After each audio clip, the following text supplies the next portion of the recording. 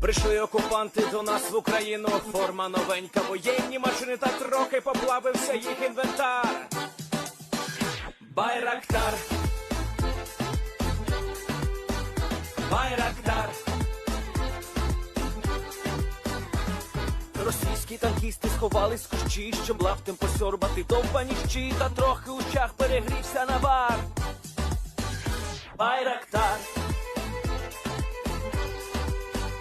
Байрактар. Приперли зі сходу до нас барани для восстановлення великої страни. Найкращий пастух баранячих отар. Байрактар, Байрактар. Їх доводи всяке озброєння різне, потужні ракети, машини залізні, у нас на всі доводи є коментар. Байрактар, Байрактар. Вони захопити хотіли нас зразу, а ми зачаїли на орків образу з російських бандитів, робить примар. Байрактар, Байрактар. Російська поліція справи заводить, там вбивцю рашистів ніяк не знаходить, хто винен, що в нашому полі глухар. Байрактар, Байрактар.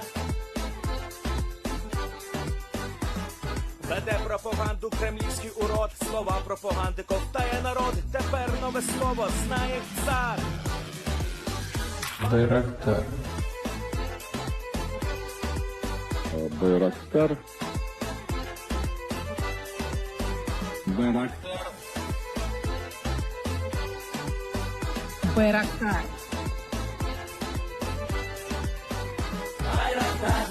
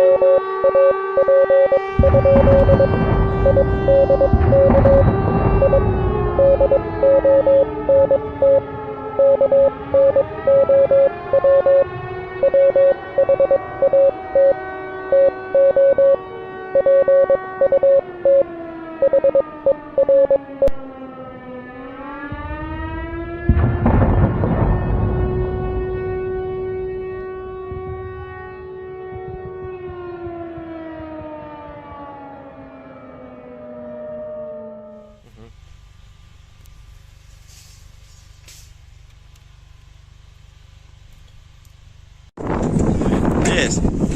The Leaf Spring Army sends its regards.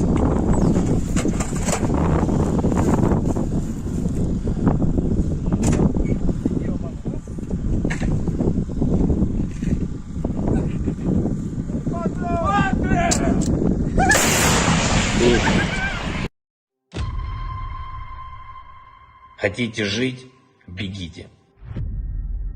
Хотите жить – сдавайтесь в плен. Россия не получит новую территорию Украины. Россия присоединит себя к той катастрофе, которую она принесла на оккупированную территорию нашей страны. Оккупант заполняет могилами захваченную территорию Украины. И все больше могил на территории самой России. Ценой того, что один человек в России хочет продолжать эту войну, кто хочет войны больше, чем жизни. Ваши жизни, граждане России.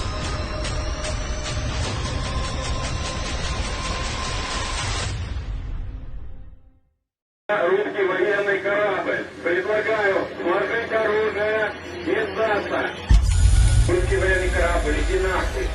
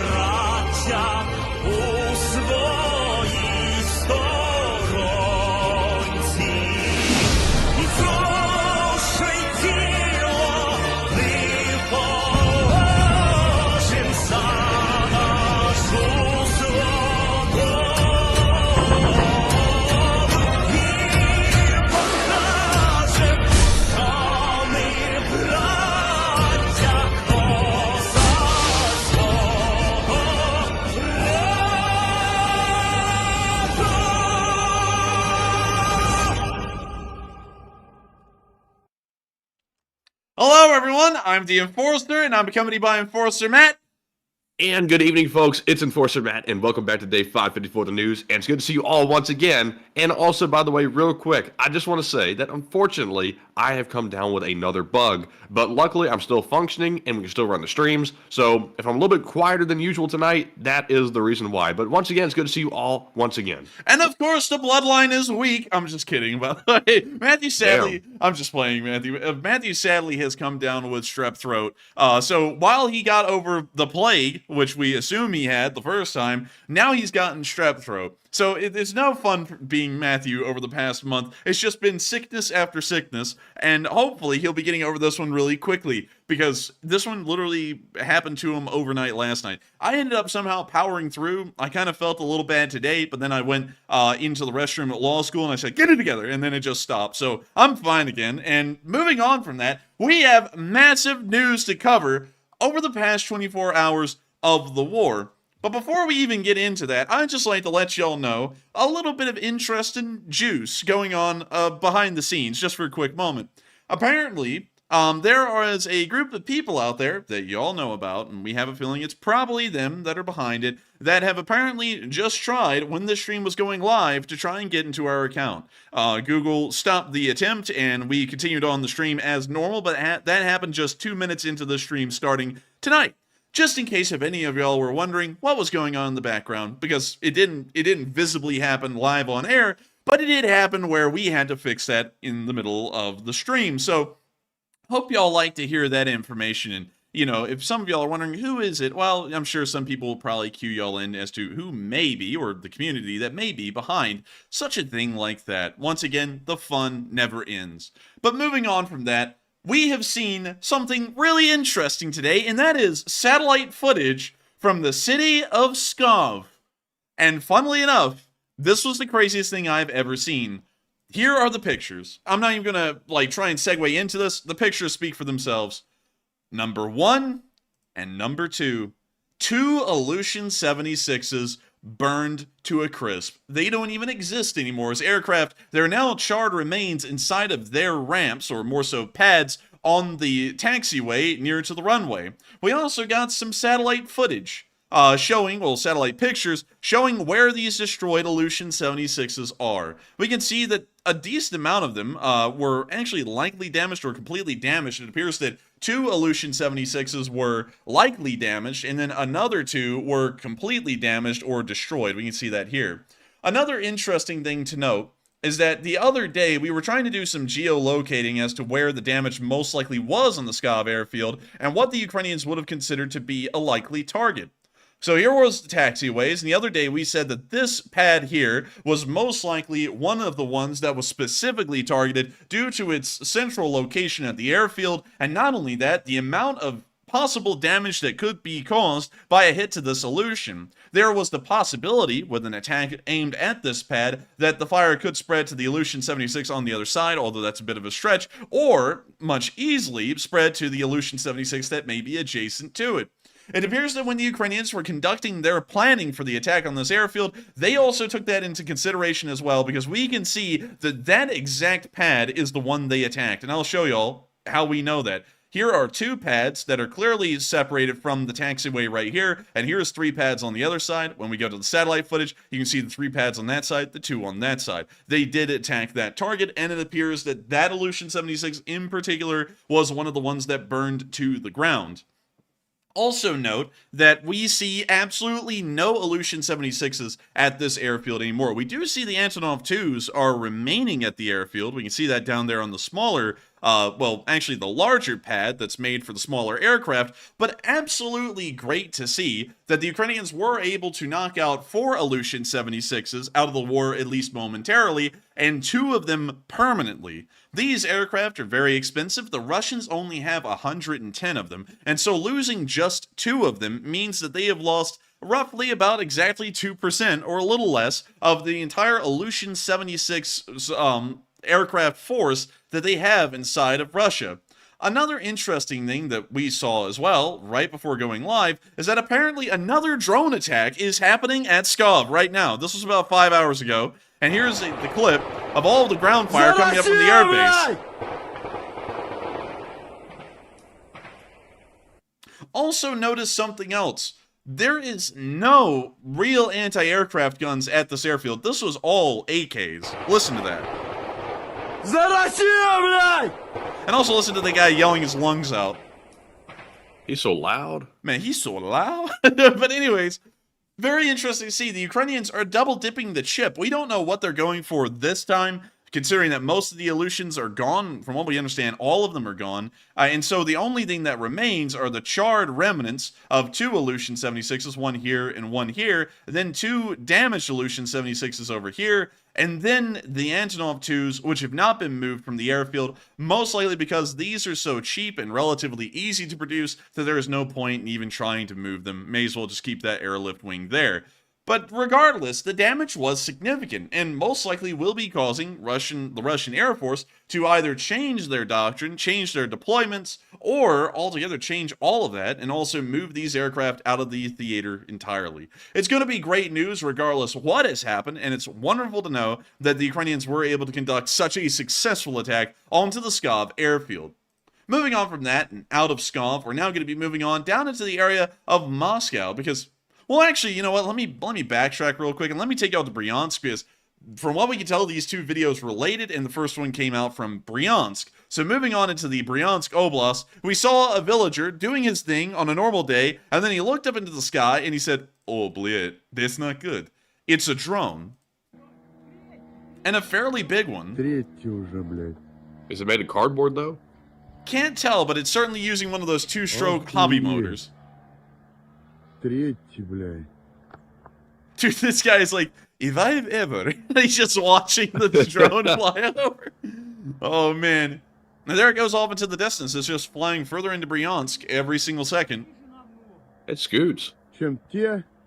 Man, it is a scooter in more than one way. It scoots, and it also sounds like a scooter. All in all, it's pretty nice to see. And once again, the Russians appear to be completely defenseless against these drones. We don't really see them getting shot down much. And so moving on to Moscow, we also saw some drones flying over Moscow today as well. We don't know whose they are. We're assuming that they may be Ukrainian, but we also haven't heard about any subsequent attacks. This video was uploaded 14 hours ago, and we haven't gotten any video footage or proof that anything in Moscow has been attacked, so we're not really sure what happened to these drones or if they were Ukrainian. But we can see another one here. And there it is, flying through the skies. This one appears to be more of a flying wing shape, unlike the other one, which looked more like a conventional aircraft. We now see another angle of it as it glides over. It could be a Shahed. It does share a somewhat similar shape to it, but it could be anything for that matter. A lot of drones have a similar shape to the Shahed 136, so who knows? It may be a Shahed that the Russians are flying around Moscow for some weird reason, or it may be a Ukrainian surveillance drone or a recon drone that is flying in. It could also be a Ukrainian kamikaze drone. We're not entirely sure, but interesting stuff nonetheless. Moving on out of the drone news and also the Pskov airfield news and on down into Chechnya, we have seen the return of Ham and Cheddar Man. Ham and Cheddar Man has made a return to the big cameras, and today he has a specific request to make to the entirety of the world. To lift his mom off of the sanctions, Don. And so here's the clip. You wouldn't believe it, but he's begging for the world to have mercy on his mama and lift the sanctions that the Western world has put on her. But here's the clip. Also, by the way, has anyone noticed that Ham and Cheddar Man looks like he's double dipping on the ham and cheddar recently? I mean, this guy is getting bloated. He really is. Man, he really is bloated. Мне быстрее, Дон. Давайте, Дон. Ответ, Дон. Снимите санкции, Дон. Man, there's no thoughts going through this head. It's just pure alcohol in some brain cells. That's it. Быстро, Дон. Any doctors in the chat? Is he actually like gaining weight, or is he like inflamed from some kind of medical condition? We'll be waiting for Truster's answer on that one. Yes. But that's the end of this clip, and in the entire clip, he's asking in his way for his mother to be lifted off of the sanctions. Now, that's a little stupid. Obviously, she's not going to be lifted off the sanctions, because you know what would happen if she got lifted off the sanctions? Kadyrov would use his mother pretty much as a mule to get past sanctions himself. So obviously, she's not going to be lifted off the sanctions. But another thing that y'all may have noticed is that the Dons are being laid on thicker, and I would say that they are getting thicker than his cheekbones. Listen to it again, and listen to how many Dons he threw out in 25 seconds. Let's count them. Мне быстрее, Дон. 1, Давайте, Дон. 2, Ответ, Дон. 3, Снимите санкции, Дон. 4, Быстро, Дон. 5, И а то, Дон. 6. То, что вы вели против санкций моей матери, этого я вам не прошу. Someone say he looks high as hell. Всё, He really 7. does. So he does look high as hell. He's basically sitting here going, litter off the list, you heard me? I said litter off the list, please, you heard me? On God. But anyways, 7 dawns in 25 seconds. That is a lot of dawns. That's about a dawn every like 2 or 3 seconds. How the hell does he fit that in so many times, dude? Like, it is so stupid. It is the stupidest phrase ever, and yet he uses it like he's got some kind of a contract with like Dawn VPN or something. He's trying to fit in as many of them as he can. Like, it's absolutely ludicrous. It just annoys the hell out of me. But nevertheless, he's asking for his mother to be lifted off of sanctions. Again, to reiterate that she will not be lifted off of sanctions. But it's interesting to see that he's starting to beg, and I don't know why, because it's never really affected him that his mother has been on sanctions throughout the whole war, and now it does. So why the change now? And maybe it's because he thinks he's on a hit list from Putin, so he's trying to see if he can maybe finagle some fix for that through getting through sanctions. Who knows, but really weird. Anyways, moving on from that and on into Ukraine, the rest of the news for the night, and let me make sure I'm correct in saying this, is nothing but frontline news. And so starting off with our location unknowns, we had some really interesting ones today, starting off with the Spartan Brigade hitting a Russian MTLB and knocking it on out. And so we're going to be muting the epic rock music, or whatever that is, and we can see the MTLB already a burning pillar, and now brewing on up. It's going to blow up fantastically at dawn. We're going to see a bunch of destruction at dawn. And a Spartan at dawn. Spartan Brigade at dawn. So anyways, I started blasting, you heard me? Man, you know, I need to start talking like Kadyrov would if he was an American. Man, for real, busting, no cap, man. I blew up that MTLB on God, man. That thing be busting for real. On my mama. On my mom. But anyways, moving on from that into the next clip, we got to see the effectiveness of some Ukrainian drones in this clip from the Ukrainian army today. On God. And so let me take y'all through this, because this is an interesting little infographic here. And also, let me just say that this has been compiled over a short amount of time. This is not reflective of the entire war. This is only reflective of the frontline situation and reported figures in between the 19th of June to the 28th of August of this year. So it's fairly recent numbers, but only spanning over about a month and 10 days worth of frontline fighting and the amount of Russian forces and equipment that ended up being destroyed during that time. And this is comparing the effectiveness of drones versus every other weapon system in being able to destroy Russian equipment. Starting off from the right and moving towards the left, where we see that the numbers get significantly larger, the Ukrainian drones were able to destroy 8 MLRSs, while everything else in the Ukrainian army destroyed 112 of them. That means that drones accounted for nearly 7% of all MLRS losses of the Russian army in about a month and a half. Moving on from that, we can see that apparently drones did better in taking out air defense systems than they were MLRSs. MLRSs appear to be fairly difficult to hit because even though the Russians are incompetent, they usually are emphasizing some kind of a shoot and scoot in their artillery's doctrine, so it is still a little bit tougher to be able to hit something like an MLRS, considering it's the most mobile artillery piece. That is, of course, completely different for towed artillery, which we'll show in a second. But 14 air defense systems were destroyed by drones, meaning that 10.4% of them were destroyed.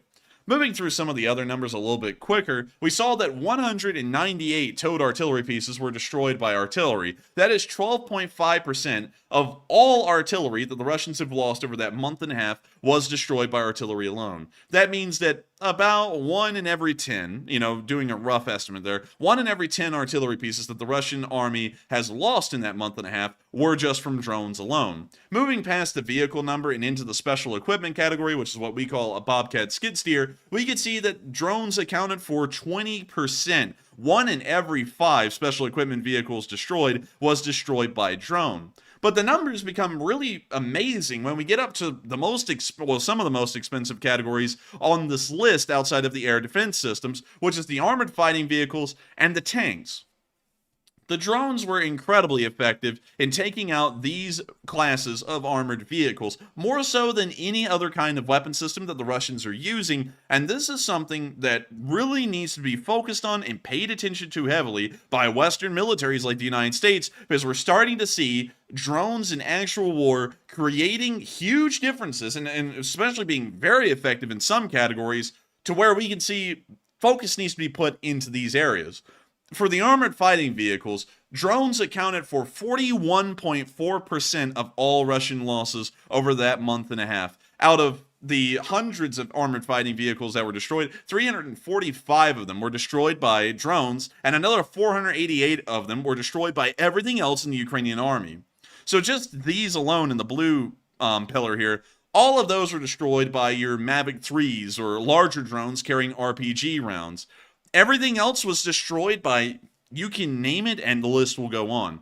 So we're talking about Excalibur rounds like the M982. We're talking about HIMARS. We're talking about Stugnas, TOWs, Milan, ATGMs, Javelins, In-Laws, any kind of system that could possibly knock out an armored fighting vehicle. All of those are clumped into this black pillar right here. The drones just on their own as a single weapon system are just in this blue pillar here, and they're accounting for 41.4% of all Russian losses in that category. And then moving on into the tanks, this is probably the most impressive one so far. Drones account for nearly 1 in every 2 Russian tanks destroyed. That is unbelievable. The drones were able to destroy in a month and a half 205 Russian tanks.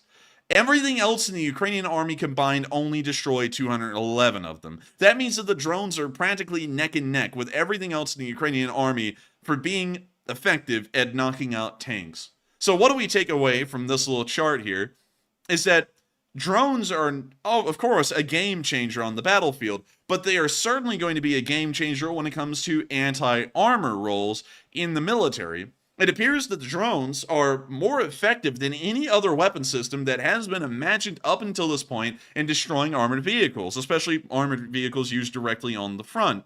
Of course, you can't really argue that. Drones are very accurate. The drone sits about 70 feet above the tank and drops an RPG round meant to usually penetrate the side or the front of a main battle tank from the top, which is its weakest part. all of the force of that RPG is directed straight down through the turret into the ammo carousel, causing a detonation and destroying the tank. Or, of course, through the paper-thin armor of an APC and destroying it as well. And I think what we need to take from this, from the Western world, and also the Ukrainians as well, is that all drone efforts need to be heavily concentrated going forward on anti-armor roles specifically. Of course, specialized drones could be made to go after special equipment vehicles, such things like that. Lighter armored vehicles that don't require expensive drones to get the job done. But these two categories, the tanks and AFVs, those need to be focused on heavily. And I believe it would be pertinent and very prudent for a nation like the United States to start focusing our anti-armor doctrines on heavy usages of cheaper drones that can drop off anti-tank weapons like the ones we're seeing being used in Ukraine right now. And of course, the Ukrainian ones are crude. You know, they're Mavic 3s usually carrying bomblets, or they're somewhat larger drones that are carrying an RPG-7 warhead. And so going off of that, it's a pretty cheap system. And I'm sure the United States, with its limitless budget of nearly $760 to $800 billion being put into the U.S. military, and about $126 billion of that being put into research and development, we could probably take a little bit of the research and development budget and start to work towards making fine-tune adjustments to this kind of drone warfare, so that way we can see that drones can get integrated into the armored brigades, the mechanized infantry brigades, really any brigade. Because think about it. And they'll never do that, because if they did that, they wouldn't be able to inflate their costs or anything that much, and their prices would go down. Oh no, they would. I promise you they would, because the military, regardless of what people think, and also the defense industry, is always looking for the most effective way to do things. Because if that was the case, we would have never introduced drones of any kind into the U.S. military, yet we have loads of Predators and Reapers now that have been used for about the past 2 decades. These are going to be game-changing weapons, especially when it comes to fighting armor. And you can implement these into a unit at a far cheaper price, at a far greater availability than, say, a TOW-2 anti-tank guided missile launcher, or a Javelin, or any other kind of similar system, because they are far more effective. Because we actually don't know the breakdown here of what everything else was destroyed with. I mean, 10 of them may be destroyed by a Javelin, 50 of them may be destroyed by Excalibur rounds, but we don't really know. One thing we know for certain, though, is drones are the best way to destroy armored vehicles on the front line right now, and the doctrines need to start focusing on that, considering what we're seeing in these statistics. Of course, these statistics only cover a month and a half, which isn't an incredibly long time, and it would be good to see repeated sets, another 5 sets of data like this over the next several months of the war, to see if this is a repeating or recurring incident where we see that drones are incredibly effective at destroying tanks and AFVs, because then we know that that's certainly something that needs to be looked into Western militaries, and the doctrine needs to start revolving around that. But moving on from that little bit of location unknown news and into our next one, we also got to see a new kind of cardboard drone. This is one of the ones that our Australian viewers were talking about just the other day, like Troy Wilson, and we got to see one of these in use today. And so check it out. And I'm going to be muting that, and also let me go back and show you this. So the drone right here is highlighted in this little dark green circle, and we see it flying right over its target, and then exploding. And look at that, Matthew. Call that a damn meat grinder, because this thing is a cluster bomb, apparently, and it is an airburst round. Now, is this the upgraded 2-ply drone, or is this the 1-ply? This is the 2-ply Sherman Ultra Soft drone. Double-walled cardboard. Man, look at that. Good lord. If there was infantry below that drone, they are getting messed up. And we can see them highlighting some of the shrapnel damage to the target on the ground, and it's not severe. You know, this isn't going to be like turning Russians into hamburger meat, or it's going to be turning Russians into folks inside of a Titan submersible or anything, because those people just got directly vaporized by the implosion. It's not going to do anything devastating like that, but what this will do is it will inflict massive injuries onto a Russian squad that this drone flew over. And it could also be used against all kinds of things. Aircraft specifically would probably be a very choice target for a drone like this, because with its airburst ability, it doesn't have to directly hit the aircraft. It can just explode above it, meaning that connection could be kept for longer and the accuracy could be certainly assured. Aircraft also take damage very easily. A lot of people are under a misconception that aircraft like the Su-25, the A-10 Warthog, which are usually considered titans or armored tanks of the air, they actually don't have a lot of armor in them. A drone like this exploding over one of those could probably cause some pretty serious damage that would knock that airframe out of service, at least for several months, or destroy it outright. And so it's a very interesting system to see, and what's even more impressive about this thing is it's made of cardboard. So it's probably the cheapest kind of drone that we've seen so far. It's certainly moving into the world of economics, which is a very important thing to focus on in a war, and hopefully the Ukrainians can start to field this thing en masse, and hopefully the damage it inflicts on the Russian forces is severe. Moving on from that and into our next one, we also got to see a small video of some Ukrainian soldiers on exercise at a training field, and we can see that they're in high morale, actually. I'm sure that's not surprising to a lot of y'all, but I have to show it, because it's always great to see these folks having a good time. I'm also going to be muting that, but we see all of them back here smiling as they continue on the march. And we see they're all just full of smiles and happy spirits, which is good to see. It always blows me away how the Ukrainians always have a very light tone about the war. They're very, very relaxed about the entire thing. And I also like this guy's tiny cowboy hat that he's made out of the boonie. Man, this, I didn't even notice that. dude, this guy's about to go, yay ho, mister. They then grease a rush or something. And now you see him looking at the front of the unit, and that's the end of the clip. Also, you see this guy is apparently getting ready for something because he's got the nuclear sign on his backpack. Dude, He's prepared for the worst. Dude, Volodymyr Solovyov is going to see that. He's going to be back on his show with the USSR sweatshirt going, they've got freaking nuclear bombs in the backpack. He's going to be freaking out. He's going to be saying, nuke them now. But anyways, that's the end of the clip, and great to see the Ukrainians in such high morale. And of course, great to know that they're continuing to soldier on, literally. Moving on from that and into our last bit of location unknowns, we also got to see the Russian casualty report over the past 24 hours. And it was a fairly good one, to say the least. The numbers were... Oh, yes, sir. They got 5 Bobcats. Let's go. Baby! Let's get it, baby! Man. And I gotta say, wonderful to see that 5 Bobcat skid steers have been destroyed over the past 24 hours.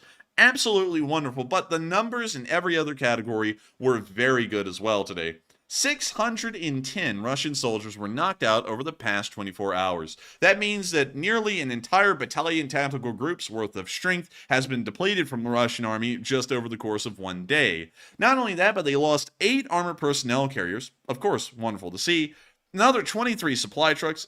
Very good to see, and it appears that the Ukrainians are once again starting to ramp up their anti-logistics strategies or tactics, because we're starting to see that supply trucks are getting targeted and destroyed at a much faster rate than they have been over the past month.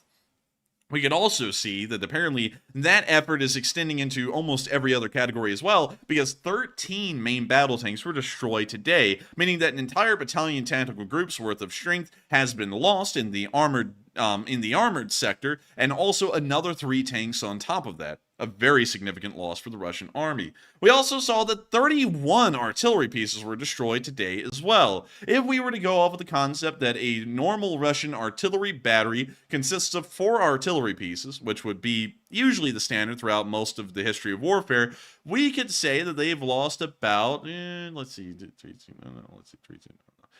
let me do, you know what? Let me do a little bit of math here. Let me just whip out the calculator. Ruh-roh, Raggy. Ruh-roh. Like Zoink Scoob. I don't think he can do math. Ruh-roh, Raggy. Illiterate. But anyways, 31. Man, that math hit so hard it went silent like we were lagging. Oh, dang, really? On God? But anyways. For real. Nearly 8. For real. Faux show. But nearly 8 artillery batteries have been destroyed today, if each one of them has about 4 artillery pieces inside of it. Of course, that number is not the one that the Russians go off of now. It's the one we use for standardized reasons on the channel, but usually a normal Russian artillery battery has around 6 to 8 artillery pieces inside of it.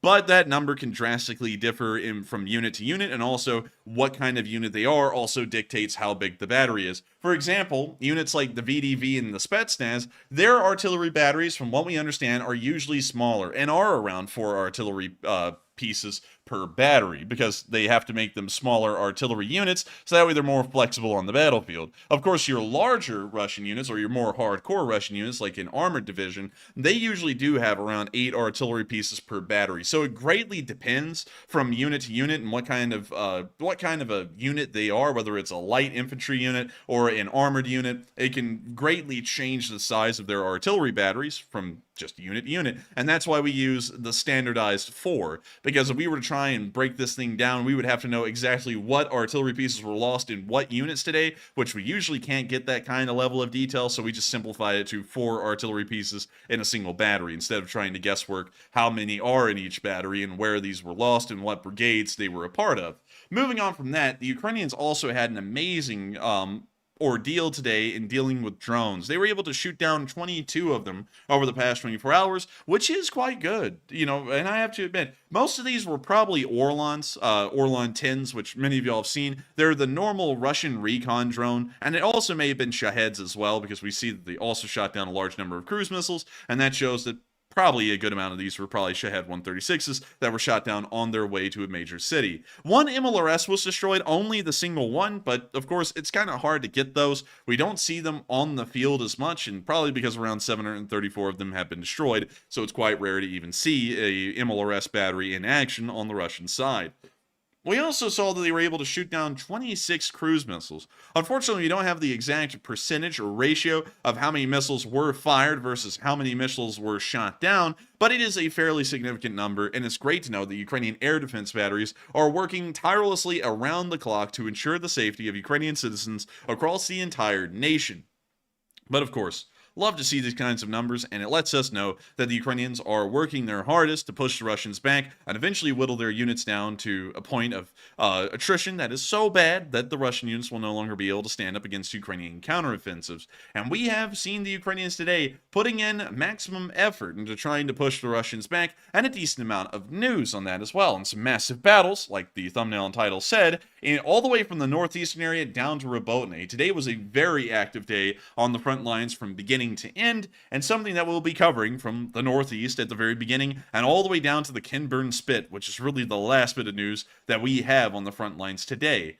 But before we get into any of that, I have to say, the live chat is unequivocally bussin'. It is going pretty fast. It's going about 80 chats a minute right now, and I want to make sure that we get to hear what some of y'all have been saying. We have run a poll. I think it's one poll. I'm not really sure. But let Matthew take us into it.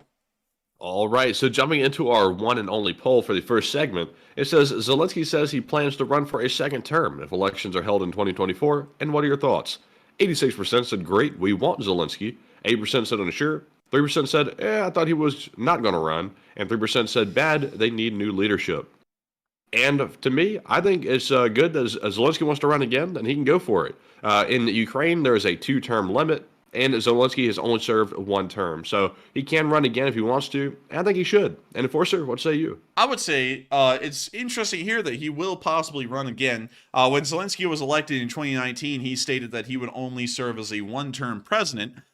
So going off of that, it's pretty interesting here he will run again, but honestly, considering his performance as president during this war, I would say I don't really see a problem with him running a second time. It'll probably be a good service to Ukraine going forward, especially considering that their wartime president will most likely be their president during peacetime at that point, and will be able to continue on the policies that led to this war in the first place. Of course, Ukraine joining NATO was the domino effect that led to the Russians starting the war, because they were scared that they would lose their chance to invade Ukraine and take it over before they joined NATO. It appears that they never even had a chance to do that anyways, but they didn't know that then. And so with that, I hope that does address that poll fairly well, and we are on to the next one.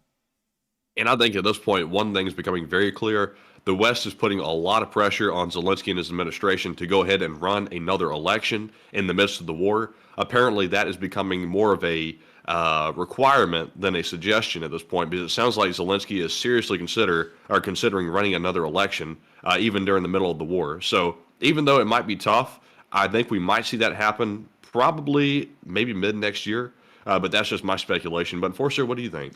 I would say we are probably going to see it next year, and it does appear that this is starting to be this is starting to happen because of a concerted push in the United States that elections must be held. And I'll be honest, we were actually of that mindset as well on this channel for a short while until we read the Ukrainian Constitution, and inside of their Constitution, there is a clause that states that if the nation of Ukraine is at war, they legally cannot hold an election until that war has concluded. So it appears that they can't hold one, at least according to their laws, but now due to overwhelming pressure by the United States to hold an election, they are going to largely gloss over that part of their constitution and try and have an election anyways, so that way they can ensure that American support continues, and to also make sure that things don't start falling awry on the international sphere. I would have to say that considering the Ukrainian constitution says that they cannot run an election during a war, that's kind of what we have to respect. That constitution was written in 1991. I believe the current iteration of it was, and let me check that. When was the Ukrainian Constitution written? Because some constitutions around the world actually change a good bit. So let's see here. Constitution of Ukraine. Let's see. The Constitution was adopted and ratified at the 5th session of the Verkhovna Rada in the 28th of June, 1996. Ukraine became an independent country in 1991, and it appears that they had their first constitution in the 28th of June of 1996. So that appears to show that this constitution has been in effect for an incredibly long time. Only 5 years after the collapse of the Soviet Union, they created that constitution, and that has been the wordage up until this very day. So the fact that we're trying to make them have an election when the wordage in their constitution, which has existed for almost 30 years at this point, clearly states they can't have one during wartime, is trying to push them to break their own laws. So I don't really agree with it on that level. I understand the United States' idea that there must be democracy and democracy must be preserved. The United States has held multiple elections during wartime. We held elections during the Second World War. We also held elections during the Civil War, when the war was actually being fought inside of the United States itself. But that is a little bit of a different situation. The Constitution of the United States made no clause that allowed an exception due to wartime that an election would not be held. There was no clause for that in the Constitution. Elections were to be held for the president every 4 years, regardless of the circumstances. That's not the same in Ukraine, and I think it's wrong to try and hold them to an American standard when their laws don't have that kind of standard laid out within their constitution. So with that, And also I see some folks asking, where are you guys seeing about the pressure to have an election, and what is your source? It's just based on the evidence, basically. It's a logical inference, because at this point, we've learned that Zelensky is not wanting to hold an election during wartime. He's made that very clear. And the fact that he's now changing his tune basically 360 or 180 degrees, and he's now considering holding one and saying that he's going to run again, even though he said he wasn't, it sounds to me like in the background something is definitely happening between him and the West.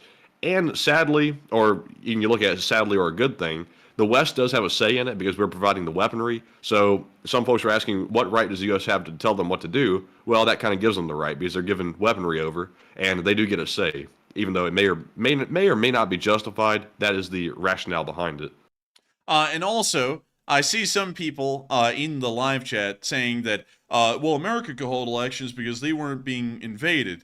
Well, that is also a little weird to say as well, because if we want to go to the United Kingdom, if I remember the UK's history correctly, Neville Chamberlain was the Prime Minister of the United Kingdom when Germany invaded Poland and started the Second World War in Europe, and then he was replaced just a few weeks later by Winston Churchill in the middle of that war.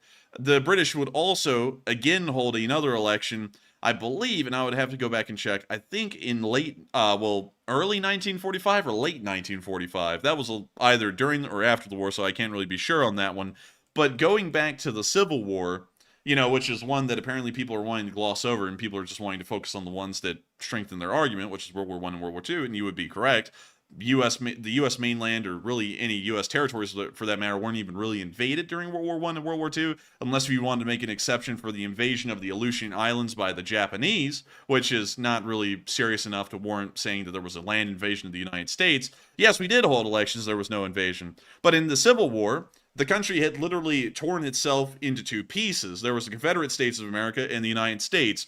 And the existence of the entire nation was at stake at that moment. The nation didn't even exist as it had during the first election in 1860. Half of it was gone, and the other half was being threatened with its own existence by the Confederate States of America. By that point of the war, of course, things had largely changed by the time 1864 had come around. But when the elections were beginning in 1863 and the actual campaigns had started, things were not looking that good. You've got to remember, General Lee and the Army of Northern Virginia had just marched into Gettysburg and were threatening the city of Washington, D.C. directly, because if they won at Gettysburg, there was nothing that would have stopped them from turning around, marching into Washington, and ending the war.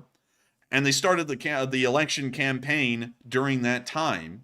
And then by 1864, Lincoln won again. An election was actually held. Of course, it's a different time, a different war, and a different era, but the United States has always had a pretty adamant idea of constantly running elections, damning anything that's going on outside of it. If the world could be going into a nuclear apocalypse, and the United States, for some reason, will find a way to run an election. And it's not just some reason, it's because it's an American idea. But everyone has to remember that democracy, and everyone's about to say it's a republic, and a republic is a democracy.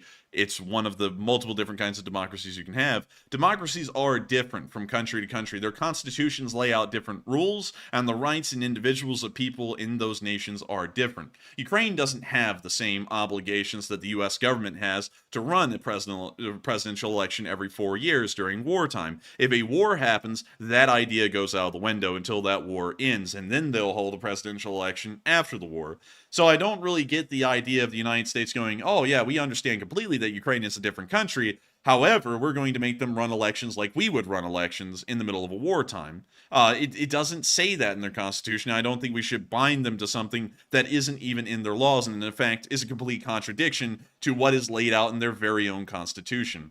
Also, the reason why, adding on to what Matthew said, we know for certain that the United States is putting a decent amount of pressure on the Ukrainians is that earlier in the year, around May, President Zelensky directly said there would be no elections in Ukraine until this war is over. And now he's done a 180, and now he's saying there will be elections. And we've also heard some people in the United States saying, oh, they need to hold elections. And it's kind of like a passive statement.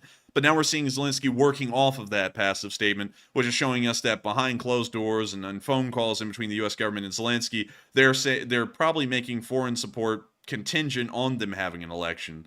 So with that, I hope that does address that fairly well and go through a little bit of background there, because I get what some of y'all are saying, and I would certainly agree. It doesn't make sense for the Ukrainians to have an election when their constitution directly forbids that in war. And so with that, we are on to the next one. All right, and moving on to our super chat questions, we have a very generous $60 donation from Bas Sabasa. And thank you very much for that support. And sorry for not sounding more enthusiastic. I feel bad for that, but thank you very much for the support. I said that very humdrum and monotone. And he says, is Putler like Hitler? Yes, I think Putin is just like Hitler in a lot of ways, especially in his concepts of what Russia will become. Think about it. Let's look at the parallels of Russia and Germany at the time these leaders are doing their things. Germany had been defeated in the First World War and was going through economic turmoil, and of course, there was a lot of anger inside of Germany because folks weren't making a bit of cash, and that causes people to get angry, of course, as many of y'all may know. And so Hitler comes into power, and he says, we're going to unite all of the German people, we're going to make Germany an autonomous country, and we're going to re-realize the Holy Roman Empire, and we're going to have this amazing thing going on in Germany. For Germans specifically, everyone else will get screwed in this deal, so everyone in Eastern Europe will just kill them all, and we'll run some slave labor farms with the rest of them that live. And so that was largely Hitler's premise of starting off his wars in Europe and beginning the Second World War. Putin's are very similar, because if you listen to what he lays out, he goes, the Soviet Union collapsed and that was one of the good times in Russia, but more so, he thinks that the Russian Empire was Russia's finest moment, apparently, because look at what he wants to rebuild. Also, better yet, you know what? This is even better. Eagle of Russian Federation. Let's just look at some of the symbology here. So here is the eagle of the Russian Federation, right here. And so hopefully it loads a little bit better. But you're seeing a lot of pictures of it. That's the eagle. And then let me go and get the eagle of the Russian Empire. And so here is that eagle. And let me go grab it really quickly. And so there, and keep this in mind, I'm about to be moving the other one onto screen. But here is the eagle of the modern day Russian Federation. Here was the last eagle used by the Russian Empire. Notice that the symbolism or symbology is very similar in between the two. There is no real reference in the modern coat of arms for the Russian Federation to the Soviet Union. It calls back directly to the Russian Empire. And every single thing that the Russians have been doing is calling back to that. Just look at the new honor guard. Let me go to the Kremlin honor guard. And look at these uniforms. These are, once again, they have some Soviet influence to them. That can't be denied. But the shakos are directly, once again, calling back directly to the Russian Empire, and specifically the time in the Napoleonic Wars around the Battle of Borodino and also Napoleon's march to Moscow. Once again, look, the symbolism is there. Everything that the Russian Federation is doing in the modern day is trying to call back to the Russian Empire, symbolism-wise. And that's a specific thing, because these kinds of attempts to make symbolism around an older country that existed in in a nation's history is always trying to make the citizenry relate the modern day to that time in the past. And what Putin is trying to do through all of this symbolism is rekindle the idea in the Russian mind of a Russian empire. And we can see that his land claims to the west of Russia are directly related to that. He wants to retake the Baltics, which for several hundred years were a part of the Russian Empire. He wants Belarus to be reabsorbed, once again a part of the Russian Empire. Ukraine as well, once again a former part of the Russian Empire. And a decent swath of Poland, which once again was a part of the Russian Empire. All of that is a part of the Russian Empire. None of this was actually a part of the Soviet Union as a direct part of the Russian Socialist Federal Republic, which is what Russia was called during that time. All of these little countries, Estonia, Latvia, Lithuania, Belarus, and Ukraine, they all existed as their own independent Soviet republics in the Soviet Union. So if he was wanting to bring back the Soviet Union, he would just want to bring back puppet governments in these states and then reform some kind of a union like the Soviet Union did. But he's not wanting that. He's wanting this to become a part of the Russian Federation. And it's showing that, in that sense, his aim is not to rekindle the Soviet Union. It's an aim of conquest to bring back all the Russian-speaking people under one banner and to bring the Russian people to greatness, just like Hitler was wanting to do with the German people and rekindle the Holy Roman Empire as some kind of a modernist ideal. And so I would say, yes, ideologically, Putin and Hitler are almost one and the same as far as both of them and their strategies are going, and also their aims in achieving them. And so with that, I thank you so much once again for the support, Boss Sabasa, and helping this channel to keep on running, because your support is massive and helps us to keep this thing rolling and helps me to answer questions like that and keep this channel running. And so thank you so much once again. And that was a really good question, and I hope the answer was also really good. I went very in depth in that because the similarities are crazy when you really look at them, and for some reason a lot of people don't catch on to that in the modern world. But with that, thank you so much once again. Hope that does address that fairly well, and we are on to the next one. All right, and the next one goes to Sinful J, who puts in a $50 donation, and thank you very much as well for that very generous support also. And it said, really enjoyed the daily content, and I stay up every night to watch, and keep up the good work, and jugga jugga. And Igor! And thank you so much for the support, Sinful J. Dude, it's just Sinful J. And, it's just lowercase j. But thank you so much. That's for a super chat, by the way. Oh, yeah, and I was about to say that actually, man. You beat me to it. But, thank you so much for the support, and thank you for enjoying the content while Matthew calls them out. But thank you so much for enjoying the daily content, Sinful J, and also thank you for telling us to keep up the good work. We try our best, and it's truly a grind for us. I do not care how bad I feel or how tired I am. I gotta be honest with y'all. I'm honestly very exhausted today, but we keep this thing running because I care about what's going on over there. And not only that, there's so many of y'all that count on us for news each and every single day. And all of that puts a great deal of commitment to me to make sure that this news is always running. And so thank you so much for the kind words and telling us to keep up the good work, because we will. And your support helps us to do that, because you're helping us to buy things like bread, also known as chleb, or pan in Spanish. But anyways, thank you so much once again for the support. We will make sure to keep this channel running, and we'll try and keep up the great work as best as we can, of course, weather permitting and also health permitting. But thank you so much once again. Igor! And thank you so much once again for your first support ever. You got the balloons and everything on that super chat. So with that, thank you so much once again. And we are on to the last question of this segment, and then we're moving on into the frontline news. All right, and real quick, I am itching to get to this poll that I put up about 6 minutes ago. So let's get to that one real quick. It says, does the act of giving support to Ukraine give the United States a quote-unquote say in their operations? It was like 38% said, it does, but it shouldn't. 28% said, yes, of course, it's quid pro quo. 26% said, no, it absolutely does not. And 8% said unsure. And on this one, I'm actually going to be in the 28%. I would say yes, of course. The question here is exactly to what extent does the U.S. get a say in Ukraine's operations?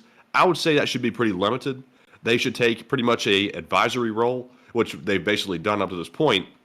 But at no point should the U.S. start demanding certain things happen, or else they start revoking all their support. That would be a little bit too extreme, but it's not unreasonable for the U.S. to have some kind of say in it, because we are providing the equipment for free, and we do have to receive something in return. And I think the least the Ukrainians could do is at least consider the advice and maybe act out a few things that they feel is appropriate, and that would probably be due consideration, to use a fancy term. But Enforcer, what say you? I would say that it does give us a right to tell them what to do, but I feel like it should be a very limited right to tell them what to do.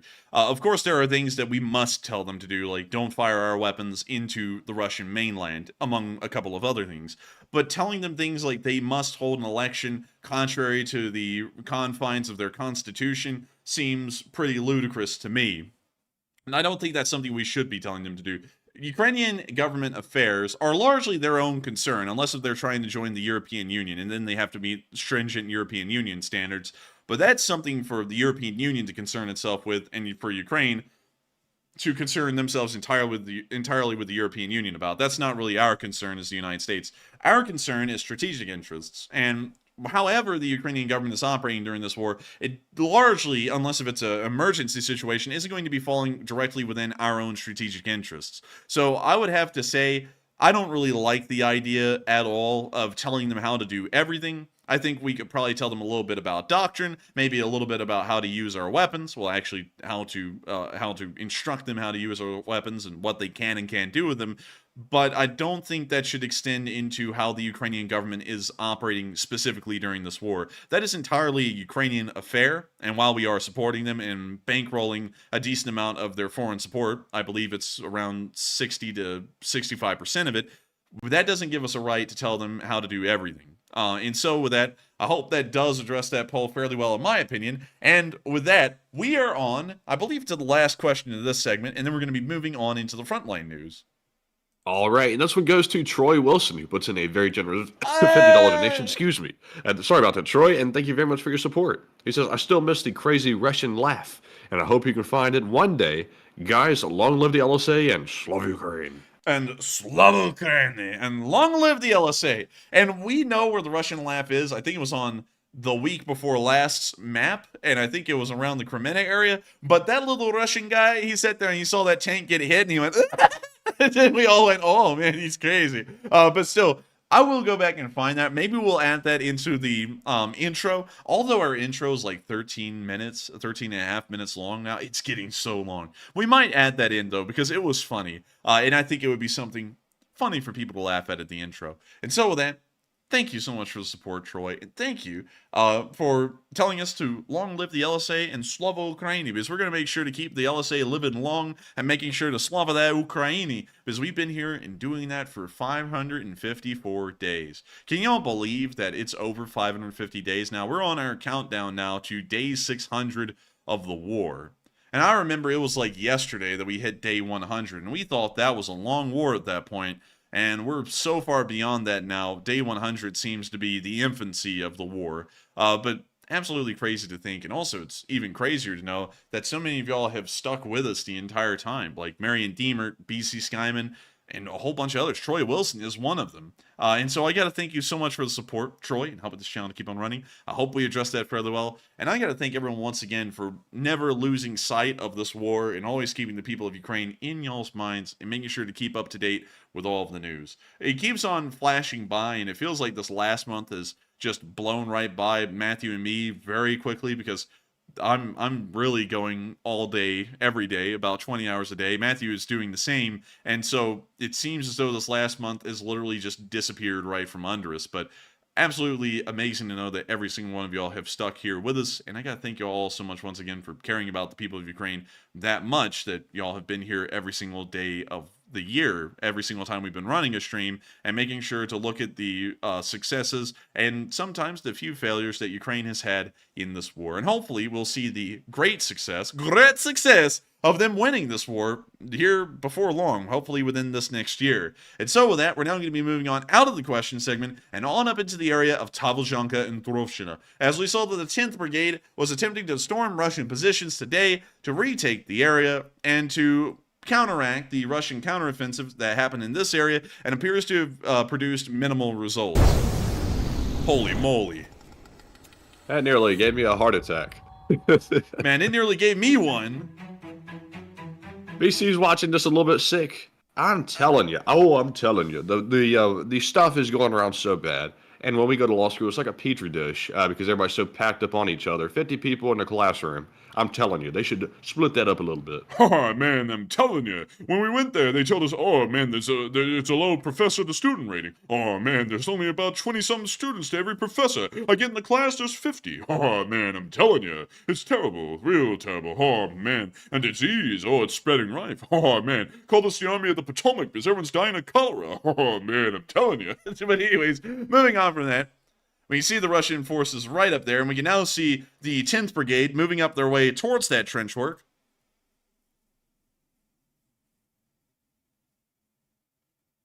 And now we see the Ukrainians literally just running up onto it, posting up, and clearing out. Man, call these Ukrainians a moving company because they're clearing house. We can now see them lob an aid. And we see the grenade explode inside the trench. You see these two Ukrainians here have moved up to the area. It appears that there may have also been a Ukrainian soldier that was wounded further in the background. We now see the Ukrainian there. And we can see the Russians right over here where the mouse cursor is. They're now highlighted. When you see the two Ukrainians trying to figure out how to tackle this issue, because as an attacking force, you usually want an advantage of around 3-1. That's about the best attacker's advantage one could hope for. These Ukrainian soldiers are going up against the Russians on a 1-to-1 ratio. There's 2 of them versus 2 Russians. We now see one of the Ukrainians storming forward, looking down the trench, and laying down some shots that is keeping this Russian soldier's head low. When you see a grenade explode over here. And we see them in a little bit of a firefight here, exchanging rounds. And now we can see the Ukrainian soldier entering the trench, a pretty bold move. And we now see him getting up close to serve out that sweet, sweet eviction notice. Excuse me, you have to move out right now. No, we're not giving you time to pack. We're giving you time to die, I believe. And so with that... Oh, I'm not going, bliat. Evict me, please. I'm squatting. Oh, Slav squat in the... I'm not leaving, no eviction. Dude, the grenades go, it's fine. Throws in a grenade. Yeah, have fun with the furniture. No! And then they just let the grenade get him. But anyways... They don't have any squatters' rights over there. You squat over there, you're in trouble. Man, they do have squatters' rights, though. They have Slav squat rights. Man, that's not many rights. You have the right to Slav squat, but that's it. Everything else is fair game. Miss squatty my Abibus play. But anyway, moving on from that clip, great to see the 10th Brigade, of course, pushing the line in this area, and hopefully we'll see that they are able to push the Russians back a little bit. Moving on from that, we also saw near the area of Novotorosivka that the 28th Brigade knocked out some Russian equipment. Also, really quickly, I have to give a huge credit to Elmer Kilrid for making the eviction notice joke. That's where I got it from. I was not that creative to make that on my own, and so I got to give credit to him. That was a really good joke, so I had to use it. I had to steal it. Just cop that thing right out of the live chat. Anyways, we now see the 28th Brigade doing their thing. With some of that music that makes you think you're in one of those posh coffee shops in the early 2000s. We now see... I feel like Jerry Seinfeld's going to pop up and say, oh, getting comedians in cars with coffee. No, dude, you know what he's about to do? So what's the deal with airline food? That horrible, like, opening to Seinfeld, those lame-ass jokes. Yeah. So I was sitting in line, and I said, watermelon? I thought you said I was marrying a Guatemalan. You know, it's some stupid joke like that. Yeah. Jerry, I'm telling you, I'm not getting a job. I'm never getting a job, or something like that. It immediately goes to that afterwards. But anyways, we can see all the Russian vehicles burning up as we joke about Seinfeld. It's a couple of BMPs, a couple of NBTs.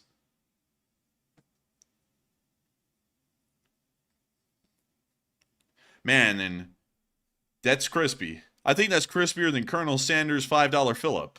We can also see them hitting another Russian position.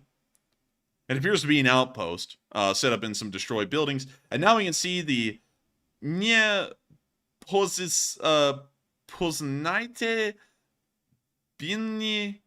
Binyu Proti Ukraini. I don't know what that is. Let me know what it means. But we can see the Ukrainian artillery slamming down onto it and setting the thing on fire. I saw that.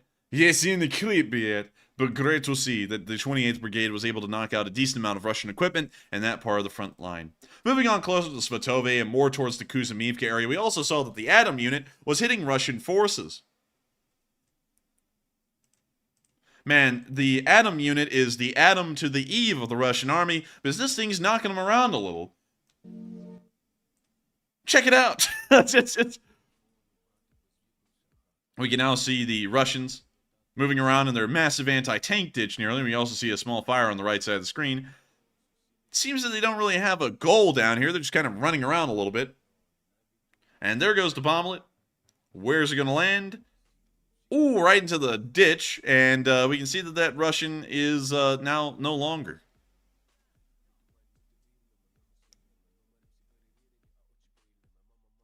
Mr. Queb, the Snow Frog, said, our enforcers know all about lame-ass jokes. And yes, I know about the lame-ass, your mom. But anyways, oh dear. But we can see that one wasn't lame, was it? The lame jokes are sweet. Oh, man. I was just kidding with you, by the way. No hard feelings. No hard feelings. But anyways. Also, I saw somebody say a second ago, election pressure, fake news, clickbait. Only one senator asked. So I said in response, clickbait has to be in the title in order to be clickbait with a straight face. These bots, I'm telling you. Man, oh man, I'm telling you. And we now see them continuing to drop the bomblets. Man, Ryder's eye went, wow! Dude, he's like, man, it's filing up in here. Oh, it is. Oh, and they just got hit. Oh, my. Man, you woke up and chose violence. Man, I did. That's how I was like, you know what? Heckler be damned. We're going to get him tonight. But anyways, we can see that they're quite effective with the drone bomblets in the Atom unit. I think that the Atom unit is probably one of the most precise with their bomblet drops. And we can see there some Russians taking a nap. Of course, this kind of stuff being bombleted, it's quite exhausting. So one must take a nap when it's over with. Also, I'm hearing some rap beats there very quietly, so we had to turn that down.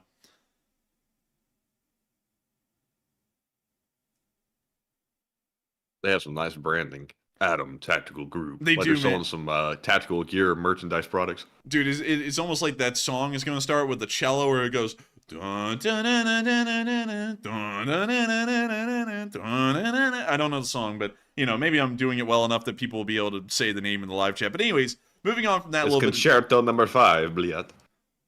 Oh, really? I have no idea. I was about to be like, dude, how do you know? I was like, that's crazy. But anyways, moving on into the area of Zalaban, we got to see that the 24th Brigade turned some Russians into some Zali men today by straight up greasing them. So check it out.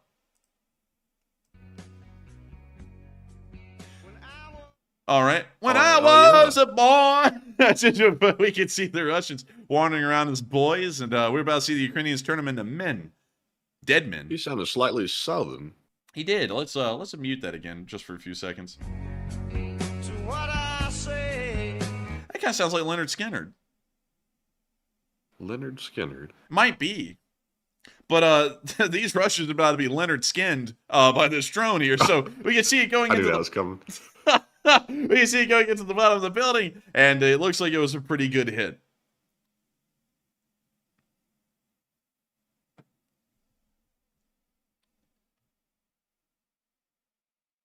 Oh, and that's the end of the clip. We can see the old end card right there. And wonderful to see that the Ukrainian forces, well, specifically the 24th Brigade, was able to try and hit a Russian squad in that area today.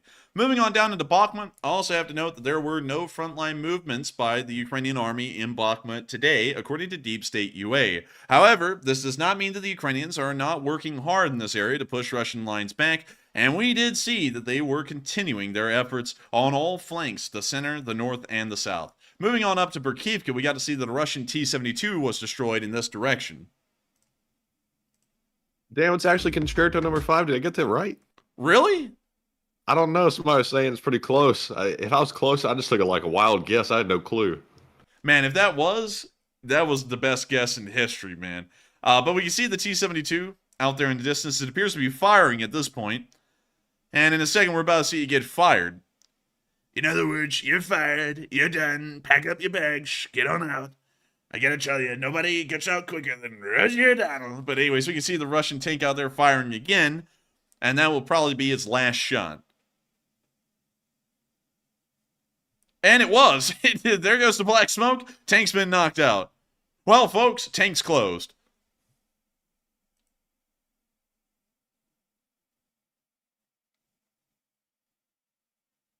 Oh, and with that, that's the end of that clip right there, and great to see. Y'all may be wondering why I'm going oh every single time at the end of these clips. That's because the clip is ending while I'm reading the live chat, and I'm watching war crimes unfold sometimes in the live chat at this point. So it's wilder in the live chat sometimes than it is even trying to cover the news. It's getting bizarre around here. But anyways, moving on from that and into Bakhmut, we also got to see an interview with some soldiers from the 79th Brigade, the 79th Air Mobile Brigade, and they're talking about their work. And of course, they're pretty good at their work.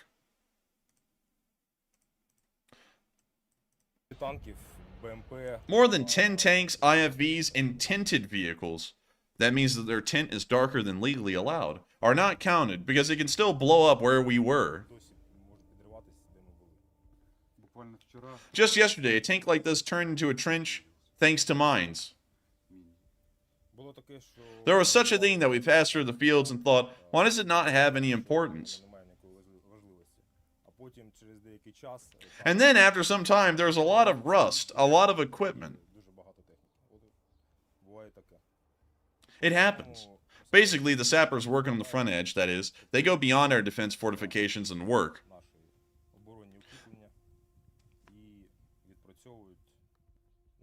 Well, they sent me a photo of a tank on the Alemannian side.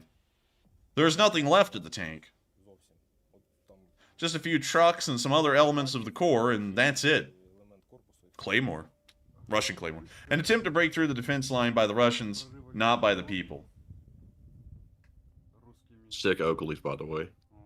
Yeah, those were pretty nice. With the help of the TM-62, 5 enemy vehicles were stopped. 3 tanks and 2 IFVs. With the help of the TM-62 mines. And dude, he just did the knife hand hardcore right there, man. He did. Dude, look at the execution on this thing. Dude, E-Tie guy has done a little smacking in his day. Man, I'm telling you, man, this guy would work well at Disney World. Where's the restroom, sir? Right this way. But you see, if y'all don't know this is a little bit of a fact about Disney for y'all to make the joke connect. Yeah, at Disney World, you actually, as a cast member, you actually can't point with one finger because at Disney, they say that's rude. Some of y'all may be thinking, how the hell is that rude? And you'd be right. It's a stupid rule. It's not rude. Everyone points with one finger. But here's the reason why they say it's rude. You see, Walt Disney was a chain smoker. So every single picture that they took of the guy, he was pointing with 2 fingers. Because guess what was in between his 2 fingers? A cigarette. And so later on, when smoking became uncool and everyone found out it gave you cancer, Disney went through and they airbrushed all the cigarettes out of the pictures, so they're not there anymore. But then you have Walt Disney pointing oddly with these 2 fingers, which no one else does unless you have a cigarette in between them. So then they came up with this BS rule at Disney that cast members have to point with their whole hand or 2 fingers, so because that's the polite way to point. It's all bullcrap. It's not true. The polite way to point is with 1 finger. No one's going to take that offensively, but they do that to try and make Walt Disney's 2-finger pointing look normal because they don't want folks to think he was a chain smoker, although he was. But anyways, that's why that's a thing at Disney World. And now you can see them pointing out the TM-62 mine. They were mined in one direction, like the band, but better. The tank arrived and blew up the tank. Pretty explanatory. The floor is made of floor. We went in at night and just burned it down. The work of the sappers is very important for infantry units because it makes it impossible to approach the enemy vehicles. This essentially affects the stability of our defense. The guys who sit on the positions really hope for our work. And with that, that's the end of that clip right there. But nice to see the 79th Brigade talking about some of the work they've been conducting in this area and how they've been stopping Russian movements. Moving on from that and down to the southern flank, we also got to see another drone attack occurring in the area.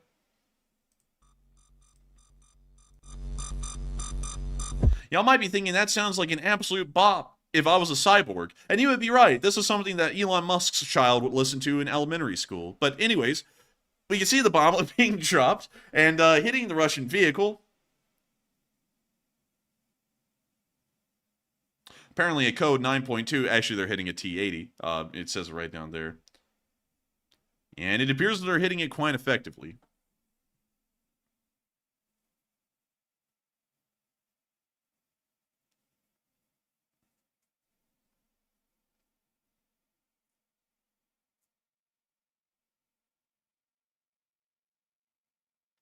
And we now see them getting hit again. Oh, man. And with that, that's the end of the clip. But absolutely wonderful to see the army of drones taking out a T-80 and also some other vehicle. We don't really know what kind. Moving on from that, however, and towards Kurtimivka, we got to see some of the trench fighting that the 3rd Brigade has conducted today in an attempt to push the front lines forward. Here's the clip.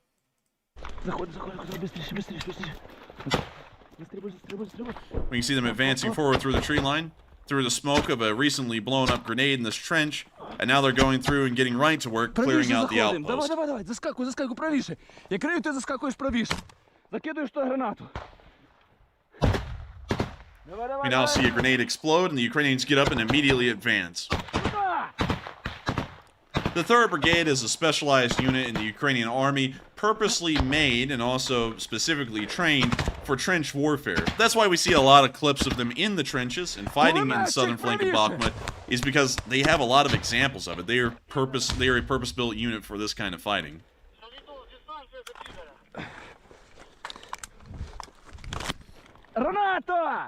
We see him lobbing a nade and getting low, and also nice AK. Stock's a little rough, but overall the AK does check out. It doesn't look that bad.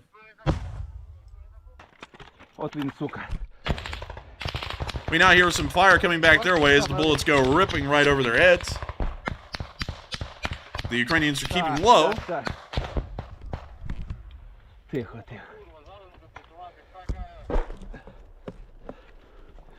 now see him getting ready to fire the grenade launcher again, firing, and we hear the explosion in the distance. Thunk! We now see them running up through the tree line and towards the next Russian position.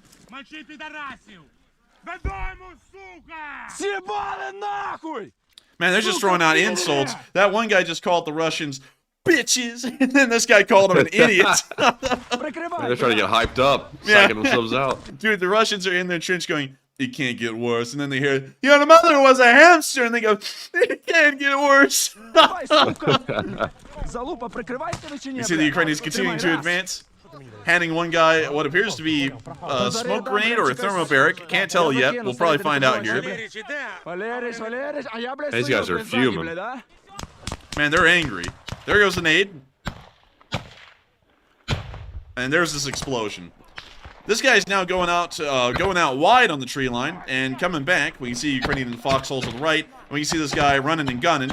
Oh, look at that! Oh, it's an M16A2! Oh, dude, that's cool. That's really cool right there. That's sick. That's sick, Governor! But anyways, we can see him firing that over the berm. And also giving some information as to where the Russians are. Нахуя ти сюди приїхав, сука, скажи нахуй! Розбив мені підар хату, сука, єбучий! Нахуя, сука! Man, these guys are literally just throwing insults at the Russians the entire time they're fighting, man. You just hear, boom, boom, boom, boom, go home, you dumbass! And then just boom, boom, boom, again. You gotta admit, you gotta admire the anger these guys have. It's really helping them out. They're very aggressive in their fighting. Oh, wait a minute. Look. We got a Russian prisoner. The Russian prisoner. Dressed in rags. The Russian prisoner comes crawling out of his bunker to immediately surrender to Ukrainian forces. Сука, ебарит. I almost got that voice so bad the first time that I had to like try and fix it real quick. Ну у нас часу мало, пизда, мы, блядь, просуваемся вообще пиздец. Man, this guy is wearing that old North Face jacket that I used to have. It looks that old. Like, that's bad. It's very old. Walking through this lovely forested area. Oh, come on, man. Don't fake it. Come on. Man, this guy is trying to act like this is a freaking football game in Europe when someone gets tapped by the other player on the other team. He goes, ah! Really? Oh, come on. It's like he like tripped over a twig and oh god, Oh! He's expecting a referee to come popping out of an outpost with a yellow card going, yellow card! Yellow card! Да, блядь, не, вроде нихуя. And the Russians say they're tough. They trip over a twig and they're yelling like that. Давай трохи перекурим. 1%. Now you see the Ukrainians hanging out on this outpost here. На чилі, на розслабоні, блядь, і нарешті зніму я себе, блядь. Вітьок, блядь, ангел. Пиздячий сичок. And that's the end of the clip. For some reason, that just completely baffled me that the video ended there. But a very interesting look, once again, at the tree line fighting. Can we even call it a tree line anymore? It's more like a stump line at this point with how the trees are looking. But the tree line fighting that the 3rd Brigade's conducting in that area. And, of course, they're continuing to move forward, taking prisoners and also knocking out outposts. Great to see. We saw a clip, however, today that I have to show y'all because while it's not showing a Ukrainian success, it's showing a bit of a Ukrainian hiccup or a failure. This was a very interesting video to watch. It's showing a Ukrainian APC, an M113, running over an anti-tank mine or getting hit by something and exploding, but everyone inside of the APC ended up surviving. Some people, from what we understand, may have possibly been injured, not heavily, but it was a very lucky hit as far as hits go. Because if your tank is to be hit, and they say an ATGM hit it, but, you know, the video's inside of the M113, so we can't tell if it was an ATGM or an AT mine. But anyways, it's very interesting to see that if they get hit, usually you want to hope that everyone survives, and they did survive. So very lucky, but still not great because they did lose an M113. And so here's the clip. There's the explosion. We now hear the M113 coming to a stop.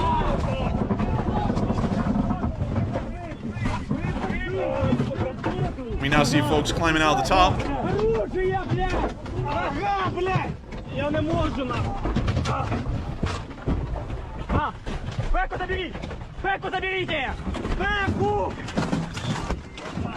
And we see smoke billowing from the engine bay. The cameraman throws his machine gun out of the top, climbs over.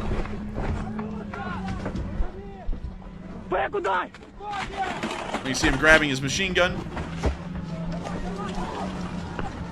And now they're breaking for the trees.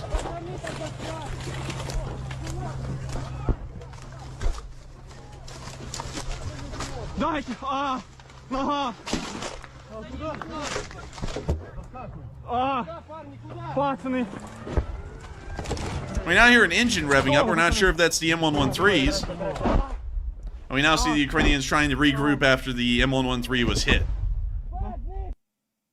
And with that, that's the end of the clip, but a very interesting and a very rare look into the kind of chaos that fills an armored personnel carrier when it's hit. Of course, it was a very lucky hit because it appears to have been completely contained in the engine bay. I'll show you why. Explosion happens, flash of light scene, but we don't see anything really happen to the I guess you could say infantry compartment at the back of the M113, and on top of that, when they're climbing out, we can see smoke coming from the engine bay, and it appears that there is no visible damage to the rear of the M113, so very luckily, apparently most of the explosion must have been caught inside of the engine bay. We don't know the fate of the driver, however. He's kind of detached, at least in distance from the rest of the infantry at the back, so we don't know his fate. He may be wounded. But everyone else ended up getting out of the APC pretty okay. Unfortunate to see that they were hit, but great to know that from what we understand, everyone did end up surviving the hit by the ATGM, the AT mine, or whatever that was. And so with that, moving on from that clip and out of Bakhmut, we're now going to be moving on into Donetsk for just one quick video from the area of Novobakhmukivka, where we saw a Omega unit force hitting some Russians. Chat music and source. See them wandering their way up to their position. And it's quite a wander, y'all can tell. We can now see them setting up on a nice little hillside here and looking into the distance for Russian forces.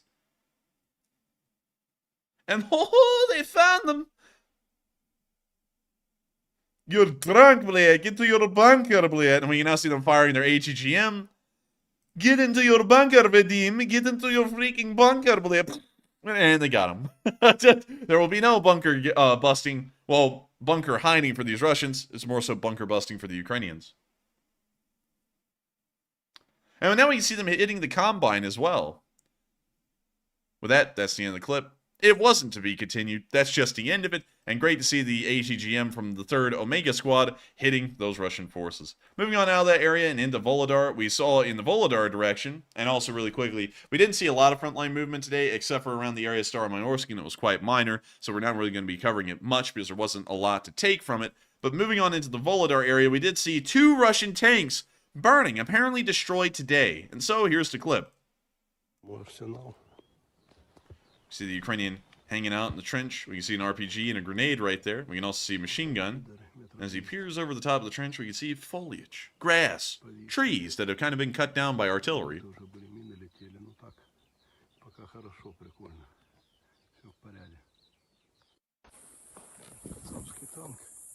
And we can now hear the whistling sound of steam, or something similar. And we can now see the Russian tanks out there. Ruski mir, bled. Ruski mir burning in the field. And now he's wandering back into his trench. And that's the end of the clip. But great to see 2 tanks knocked out right in front of this guy's position. Moving on from the Volodar direction and further down the line towards Staromayorsk, we got to see some Ukrainian soldiers resting around their APC, just to show y'all a part of the life of Ukrainian soldiers in this area. Also, we'll not be able to play the music of the Ukrainian soldiers in this area, but check it out. Taking a little rest, taking a little ganda. Wonderful to see. I've got to tell you, they rest like no one else. It's absolutely fantastic, absolutely incredible. Whoa, look, Jack, they're resting. I bet you they can't sit down.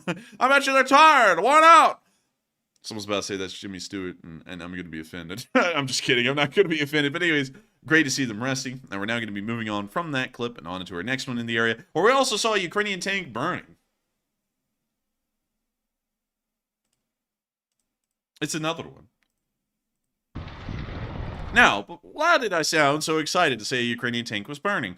Because the Ukrainian tank's hull was not punctured, from what we understand. A hit did hit it, but on the frontal glacis, the strongest part of the tank, and it appears to have set off some ERA tiles, which of course then being explosive, it led to a subsequent fire on that part of the tank. But beyond that, it appears that the tank is intact and operational.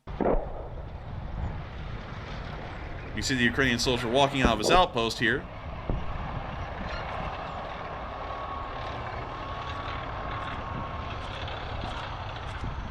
I mean, you hear him snapping some pictures. This man's got a whole camera. He's catching it in 4K HD nonetheless. The tank is rolling on by.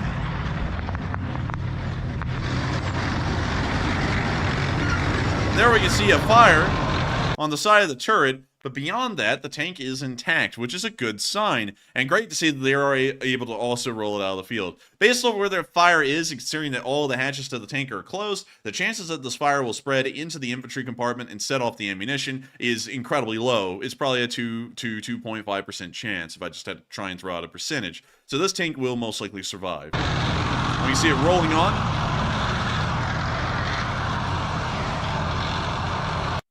And that's the end of the clip. But of course, amazing to see.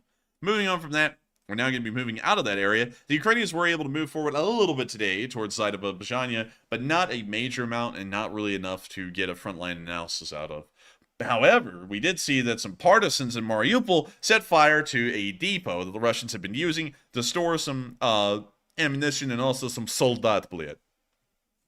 And so we can see the fire coming from the base. This is the only video we got of it.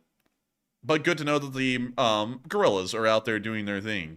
You know, Matthew, every time the guerrilla forces go up to a Russian base, you know the Russians are probably going, bled, guerrillas, and they look out of the window, and it's just Harambe. It's just Harambe with a bomb. You know, he's throwing bombs in there. But anyways, moving on from that, we're going to be heading out of the Mariupol area and on up into the direction of Robotany. And up here, we can see Biloira and Luchivsky, where we saw the Ukrainians using a Milan ATGM.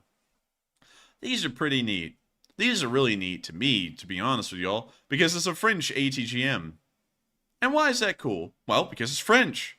What else? What other reason do you need for it to be cool? It's just a French ATGM.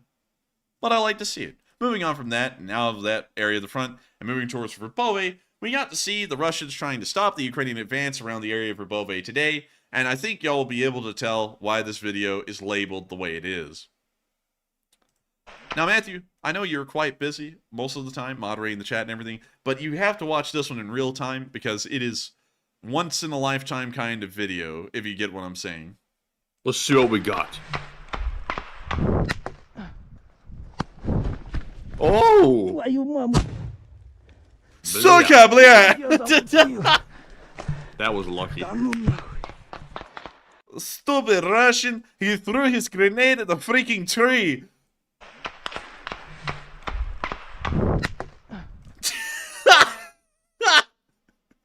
Dude, when he hit the tree, listen to the sound he made. He saw that grenade pop off, and he popped off. He went, He's like, oh no. He's like, I'm going to die. But I gotta say this, though. That was a bit of a recovery, if I've ever seen one, swatting the grenade away like some kind of a cat swatting at a little, like, a thing on a keychain. Look at that. I mean, dude, he sat there and hit that almost to the point he probably broke his hand because he was so scared. Твою маму. Прикинь, как я замутил. Да ну нахуй. He'll need a change of pants, probably.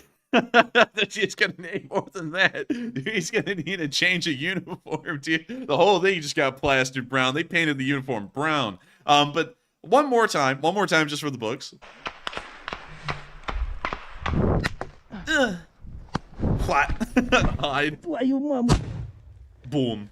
Прикинь, как я замутил. Да ну нахуй. And I gotta say, better him than the Ukrainians receiving that grenade. So I like to see that he somehow threw it right into the only tree that was in front of him.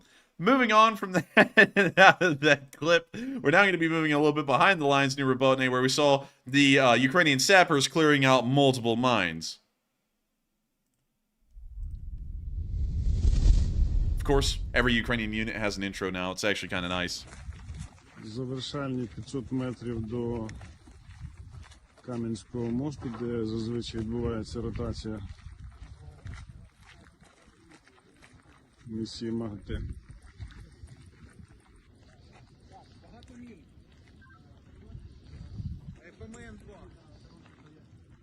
Are they clearing the way for a UN convoy? Because it looks like it. Товариство. Не дарма я знімав це відео. Не дарма крок за кроком. Дві. Да, вон ще одна. Дуже багато ПМН-ок. Дуже багато. Раз, два, три, чотири. Чотири онди. Да. 5. Онди вуглі. ФОМ-2, міна дистанційна. 5. Так, відходимо. Apparently the United Nations is in the area of Irikov or Robotny trying to clear a way for their convoy. I don't know why, to be honest with you all. Usually the UN doesn't show up to the active battlefields, the heavily active battlefields, but that's where the clip was located today, and it's a little bizarre to see him here. And now see the Ukrainians trying to clear the mines from a distance by just shooting them.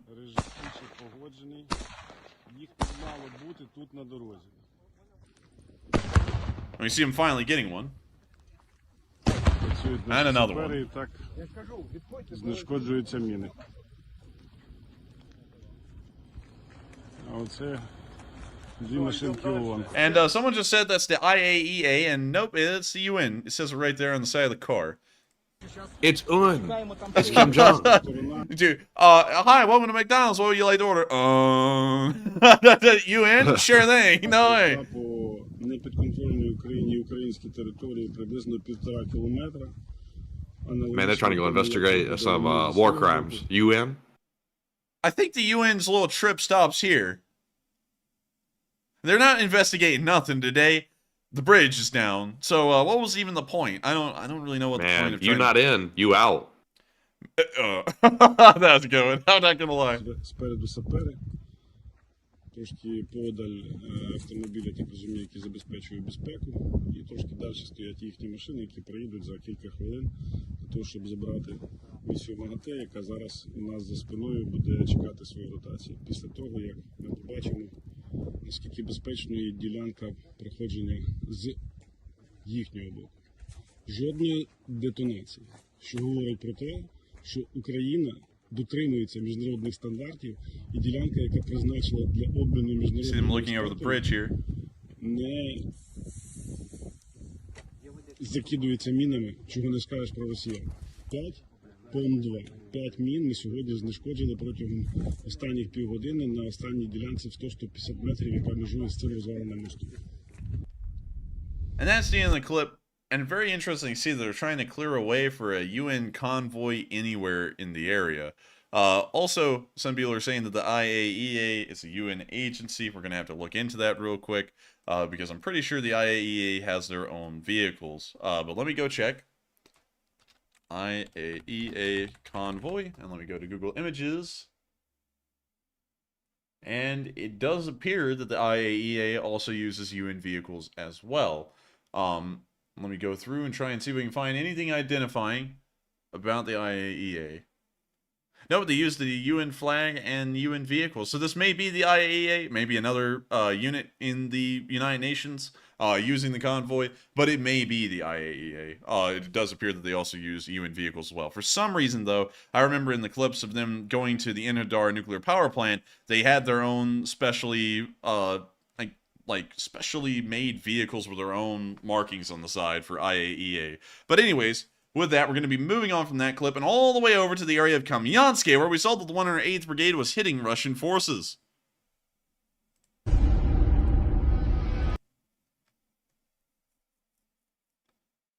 We can hear the music ramping up. And now tap right. And now music really ramping up.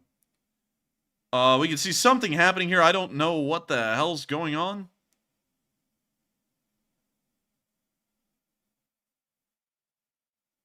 And there it goes, right into their trench. X marks the spot. And poof. Oh, wow, that was pretty big.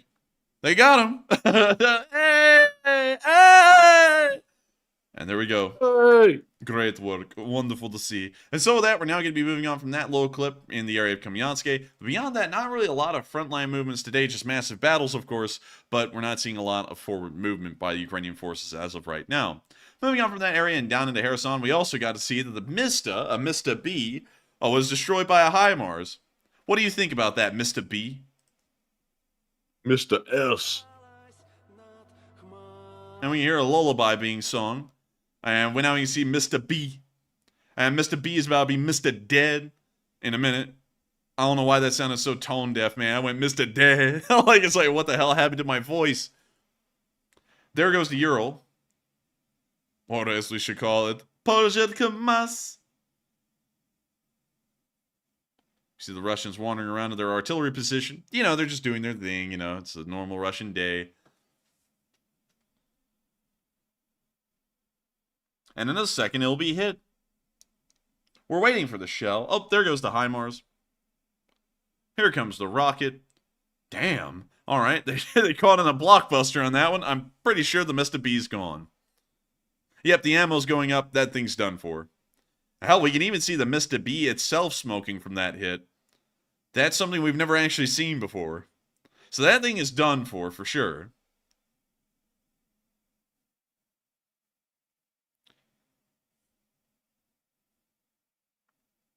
With that, that's the end of the clip, but of course, great to see. We're now going to be moving on out of that area, and we're going to be bypassing this clip because it's several days old news at this point. It's just that we wanted to include the clip today. But if y'all want to check it out, because we're not going to be showing it on the news, you can always go to the link in the description below to the Day 554 War map. Click on it, and you then go to that link, and you can watch it on your own time. You can also watch all of the clips on the map at your very own pace. This map is made every single day, fresh on this channel, for everyone to see, and everyone can access it and use it. But moving on from that and up to Kyiv, it's time for us to cover the speech from President Volodymyr Zelensky on day 554 of the war. And so, without further ado, here is the speech. Speech! And hopefully it's not... Oh, we caught it before it even played. Nice. Hey, here's the speech. Бажаю здоров'я, шановні українці і українки. Сьогодні був насичений день. Це лектор з військовими та урядовцями. Фронт, наші наступальні дії, результати нашої зброї, нової української зброї, 700 кілометрів. Завдання більше.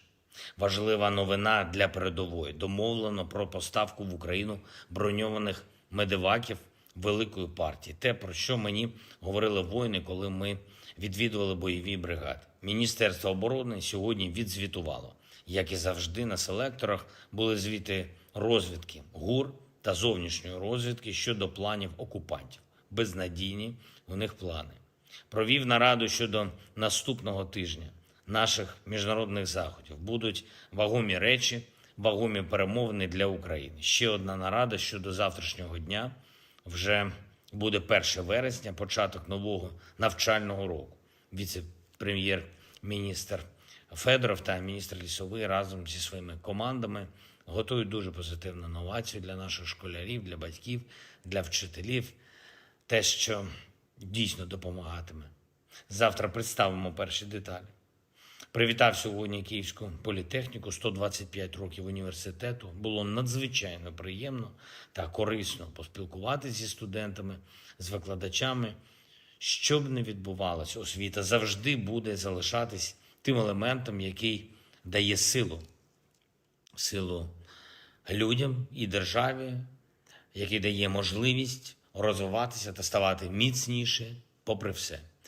І особливо я хочу подякувати сьогодні тим нашим студентам та викладачам, тим нашим освітянам, які не просто здобувають чи допомагають здобути освіту, а роблять освітній процес таким практичним, який потрібен саме зараз, коли світлий розум наших людей допомагає, зокрема, українській оборонці.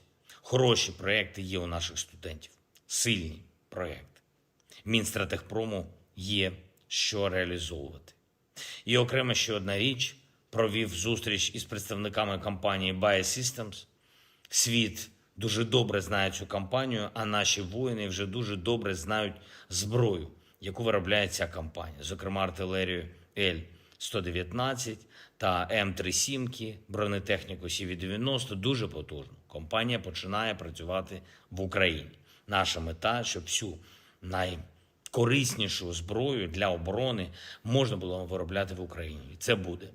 Вже по певних позиціях виробництво є, а буде по всіх необхідних. Я дякую усім світі, хто допомагає. Дякую кожному і кожній, хто воює і працює заради України. Особливо відзначу 47-ма окрема механізована бригада. Дякую, хлопці, за ваше просування вперед. Воїни нашої 44-ї артилерійської бригади. Дякую. Дякую за влучність. Слава Україні! Героям слава! And with that, that is the end of the speech. Slava. Oh, man. Oh, man. Man, I can't get the mic unmuted. Man, dude, I always worry about that nearer to the end of the speech, so I'm always unmuting it like 30 seconds ahead. But with that, that is the end of the speech from President Zelensky, and that is the end of the halftime show. We're now moving into the second part of this stream, where we get to talk to all of y'all, the best part of the night. And so with that, what do we got, Matthew? All right, and moving on to our poll, we have a poll here that says, a former business partner of Prigozhin is facing serious charges in Bulgaria, and he is arrested. And what are your thoughts? 50% said it's likely related to Prigozhin, 22% said, it seems like Putin's work, 14% said unsure, and 14% said he's actually guilty, that devil. And on this one, I'm not really sure, because it sounds to me like the business partner here in question actually turned himself over to Bulgaria to face these charges to clear his name, he claims. So it appears it probably isn't related to Prigozhin, but that is a possibility. But Enforcer, what say? I have to be honest, I'd have to declare ignorance on it because that's flown under the radar news-wise for me today. So I'm going to have to say I am undecided on that one. And so with that, we are on to the next one. All right, and we went through a tad bit of lag there, but I think we're back. And with that being said, we are moving on to our Super Chat questions. We are all out of polls, and this one goes to Hal Rose, who puts in a $33 donation. And thank you very much, Hal, for that support. He said, Enforcer in the middle of a war. Our politicians have made a political decision to distract Zelensky and force him to violate his own constitution. Why? What say you? The reason why they're doing that, eh, it's really the posturing kind of thing, because I was actually talking about this today with someone at law school. They were asking, oh, wait, actually, looks like we were probably going through a little bit of lag. Oh, no, Matthew. Blithering idiot on the attack. But anyways, to answer the question, hopefully we're back now. The reason why they're doing that is because America in the modern world has a very conscious public. And I don't mean that in a bad way. It's probably for a good thing. But it also means that the public is completely nose blind and colorblind to how other countries and cultures around the world work. For example, things that don't fly in the modern day that used to fly is America backing a country, say Taiwan, South Korea, or South Vietnam, and they are complete dictatorships when we're supporting them at the very beginning. And then over time, they eventually turn into democracies through American influence. And that's how we used to run foreign policy. And that was perfectly fine. People really didn't care. As long as it was supporting American strategic interests, that's all that mattered. And eventually, it would sort itself out. And that was the hope and plan. And that's how it worked in every single country. You won't see a dictatorship any longer in South Korea or Taiwan, or Japan for that matter. They are all democracies through and through, much like a Western one was. Well, a Western one would be. And it just took several decades of the culture to bring itself up to speed instead of us throwing it onto it immediately. But that started to change around the age of the internet and also the turn of the 21st century. Because people in America started to get the idea that we can just throw a democratic model and system wherever we want and it will work. Examples of Afghanistan and Iraq. Afghanistan will never support a democratic system with the current cultural system it has. That is something that people should be able to understand, yet they don't. Afghanistan, if we were to go back, and let's just say I was the president of the United States, and let's just say for some reason we are back in Afghanistan at 2001. You overthrow the Islamic State of Afghanistan, and then you bring in something very akin to what the Islamic State was, at least as far as the government is structured. So a monarchy, for example, would probably be a good fit for Afghanistan. And then that allows for it to be a little bit more legitimate culturally in the eyes of the Afghan people. And then over decades, it will slowly turn itself into a modern, developed Western nation with a functioning democracy or some kind of a constitutional republic. You could do a similar thing in Iraq as well, because the democracy in Iraq has not really worked as well as people were hoping it would. And that's something that I find really weird about the modern world, is that people in America kind of expect that that an American form of a democratic system, like a republic, could just be thrown onto a country that sometimes culturally just can't support a government like that. So, in my opinion, the reason why we're doing that is because some American politicians are either trying to create issues about supporting Ukraine, or they seriously believe that because we are supporting Ukraine, regardless of what their constitution says, they will have to have some kind of an American election system that continues on regardless if a war is happening or not. So with that, I hope that does address that fairly well, Hal Rose, and I thank you so much once again for the support. And with that, we are on to the next one. But really quickly, I can see the live chat is apparently going insane. So let me see what people are talking about here, and let me see if let's see. Let me go through and try and find everything. Let's see. Man, the live chat's been going apparently fairly quickly. I'm trying to catch up here. Let's see. So it doesn't really look like it's been going that fast.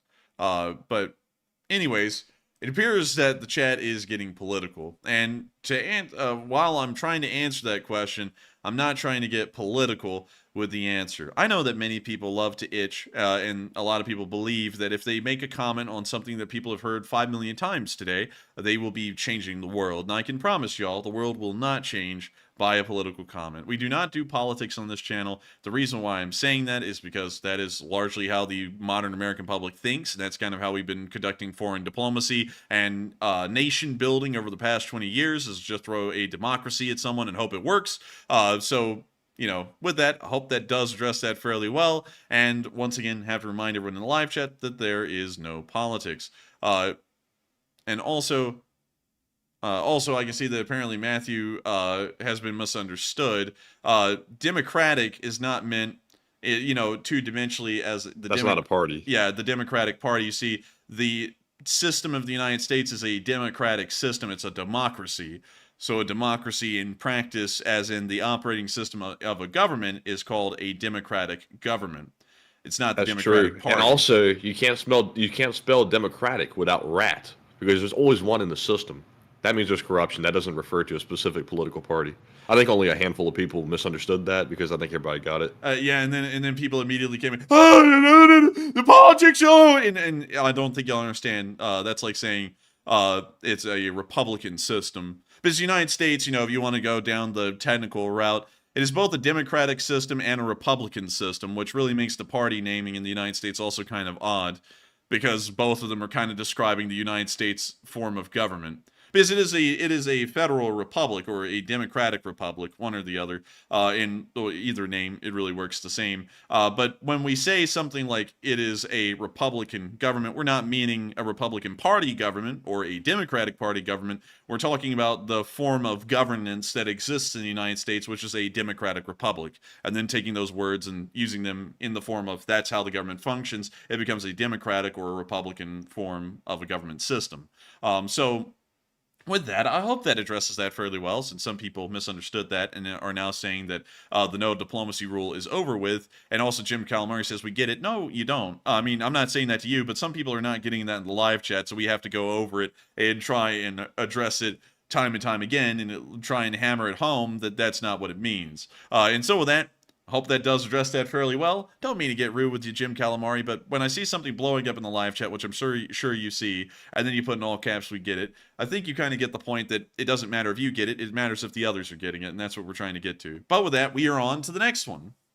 All right, and with that being said, we are fresh out of poll questions, and we're moving on to our super chat questions. And our very first one goes to none other than BC Skyman, the channel legend, who puts in a $30 donation and says, my wife was rolling in the floor laughing today about the cardboard drones from Australia that destroyed the $1 million jets in Russia. And are we sure that it is drones that were used in Slav Ukraine? And Slav Ukraine. And yes, we are very sure that they are drones that were used. But we do not know if they were the cardboard drones. That's one thing we're not really certain about completely, but a lot of people are saying that they were, but we've never seen any proof of that. But it would be hilarious, though, if they destroyed multi-million-dollar IL-76s with some cardboard drones. That would be the funniest thing ever. And so with that, thank you so much once again for the support, BC Skyman. I hope that does address that. And thank you so much once again for helping this channel to keep on rolling and also being an old guard. Of course, the support helps a great deal in keeping this thing rolling. And I got to thank you so much once again, BC Skyman, for always helping to support this channel. Because without folks like y'all, this wouldn't be possible. And so with that, we are on to the next one. And this is Democracy Manifest. Do you remember that? Oh, yeah. Get your hands off my... Oh, man. And then there was no laugh to that, which makes it just so awkward. But anyways, this is Democracy Manifest. They actually did an interview with that guy. They did arrest the wrong guy. He was the wrong guy. Also, he really was getting fondled for no reason. Yeah, he was a struggling artist, and he was mistaken by the restaurant owner as the famous, ditcher, the guy who would get the bill and then ditch. And so they called the cops on him, and he had nothing to do with the crime. And after they brought him to the police station in Sydney and booked him, they realized he was the wrong guy and then let him go. Yeah, I don't understand why they book people, to be honest. That seems kind of cruel. Yeah, it kind of does, I think. Why would you book somebody, hit them? Why would you do that? I mean, and what's worse is that for the rest of their life, they have to live with a bookmark. It's brutal. Yeah, they're not even ghostwriting. They're just getting booked. Yeah, it's just insane. And I mean, and then they're published to the whole world that they were booked, and now they're bookmarked. I mean, it's insane. But anyways. Yeah, they even have illustrations to go with it. They call them mugshots. I'm telling you, it's crazy, man. You would think that someone would author some kind of a new law that would get rid of all of this stuff. I'm telling you. Oh, man. I didn't know he was actually the wrong guy, by the way. I thought he was the real guy. He was acting crazy enough to qualify because he was acting like a lunatic when he got arrested. Well, I mean, when you're a struggling artist, it makes you a little stressed. Maybe you go a little crazy. Yeah, but it seemed like he'd probably just say, hey, you got the wrong guy, you're arresting the wrong man, let me go. Instead of, going on a tirade about your manifesto or something. This is Democracy Manifest. Notice the headlock here. Oh, yes, I see you know your judo well. Oh, yes. Get your hands off the Japanese. Hey, he's making a big deal about the succulent Chinese meal, which also probably led the police to think he probably was stealing it because he seemed to have a really fine fondness of that food. Enjoying a meal, a succulent Chinese meal. But anyways, With that, I hope that does address that fairly well. And we are on to the next one. And the next one goes to Richard Agar, who puts in a $50 donation. And thank you very much, Richard, for that support. Ricola for our boys.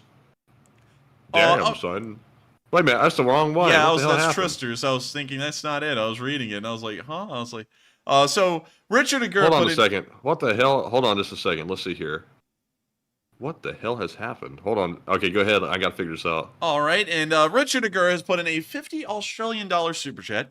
Thank you so much, Richard, for being a long-time channel supporter and also helping this channel to keep on running tonight. And also, he said, down from Oz. The Wizard of Oz? I'm just kidding, it's Australia. What's the latest on Prigozhin's resurrection or not? Keep up the great work, guys. Well, this is going to kind of be like the Michael Jackson update on Twitter. He's still dead.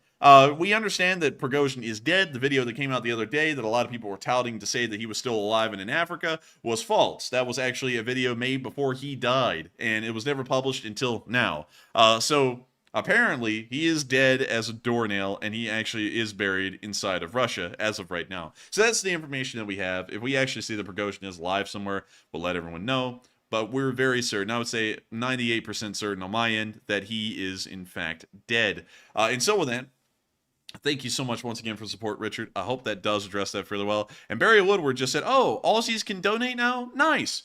No, no, they can't. They can't donate. They can send in super chats, but for some reason, Australia bars them from donating to YouTube fundraisers. I don't really know what's up with Australian law in regards to that, but Australian viewers can send in super chats to the channel and help us keep it running. Apparently, that's perfectly acceptable according to the Australian government. But supporting a humanitarian nonprofit to save the lives of people in Ukraine is downright deplorable, reprehensible, and unacceptable according to the Australian government, apparently, because they're not allowed in Australia to support fundraisers on YouTube. I don't know what's up with that. So, you know, it's kind of lame. They can the Australians can throw in a super chat, but they can't support fundraisers, which always irks me a little bit. I'm sure it irks a lot of Australian viewers as well. But thank you so much once again, Richard. Hope that does address that fairly well. And with that, we are on to the next one.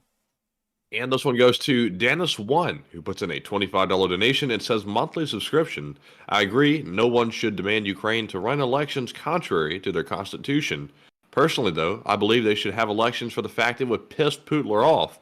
And Slav Ukraine. And Slav Ukraine. And thank you so much for being one of our Canadian viewers, Danis1. And I would say that no one should demand a Ukrainian election. I think it would be nice if they had one.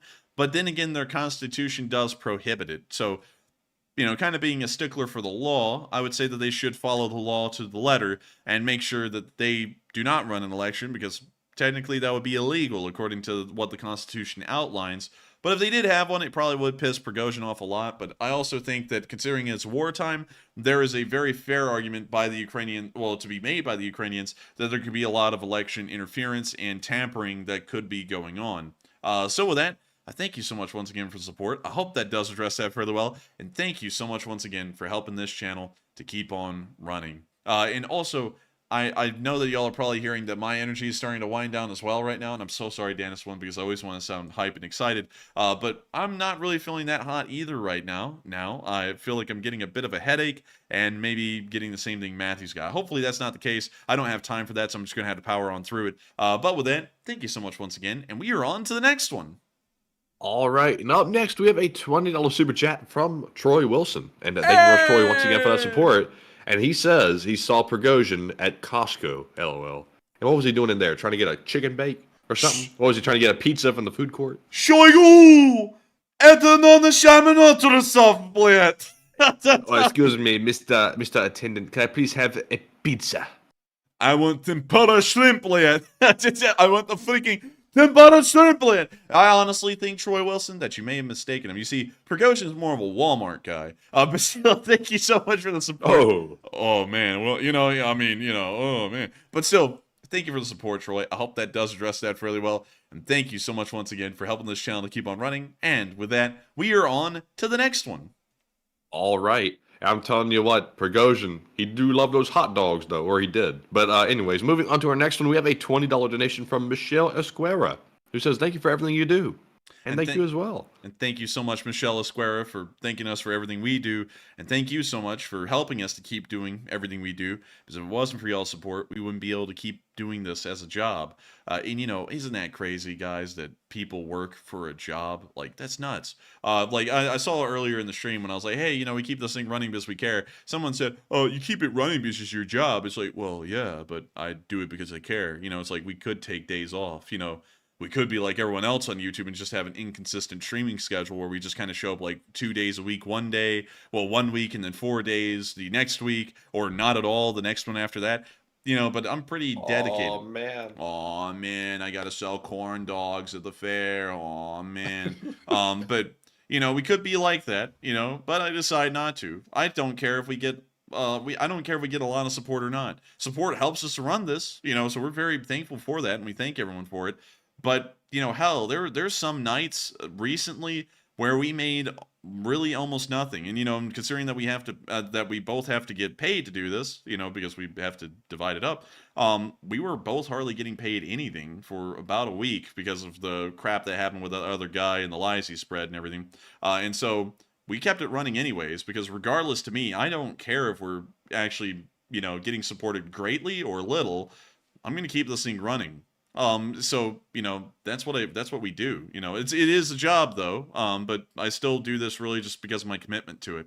You know, because, you know, if I wasn't committed to it, you know, we could just take days off. You know, I don't know why that doesn't cross anyone's head. It doesn't matter if we get supported or not, or if this is a job or not. We can't take days off. There's not like there's anyone behind me, above my head that's telling me we have to run this show. You know, I can just quit. You know, we can just quit. I can quit whenever I want. I'm like a smoker now. I can quit whenever I want.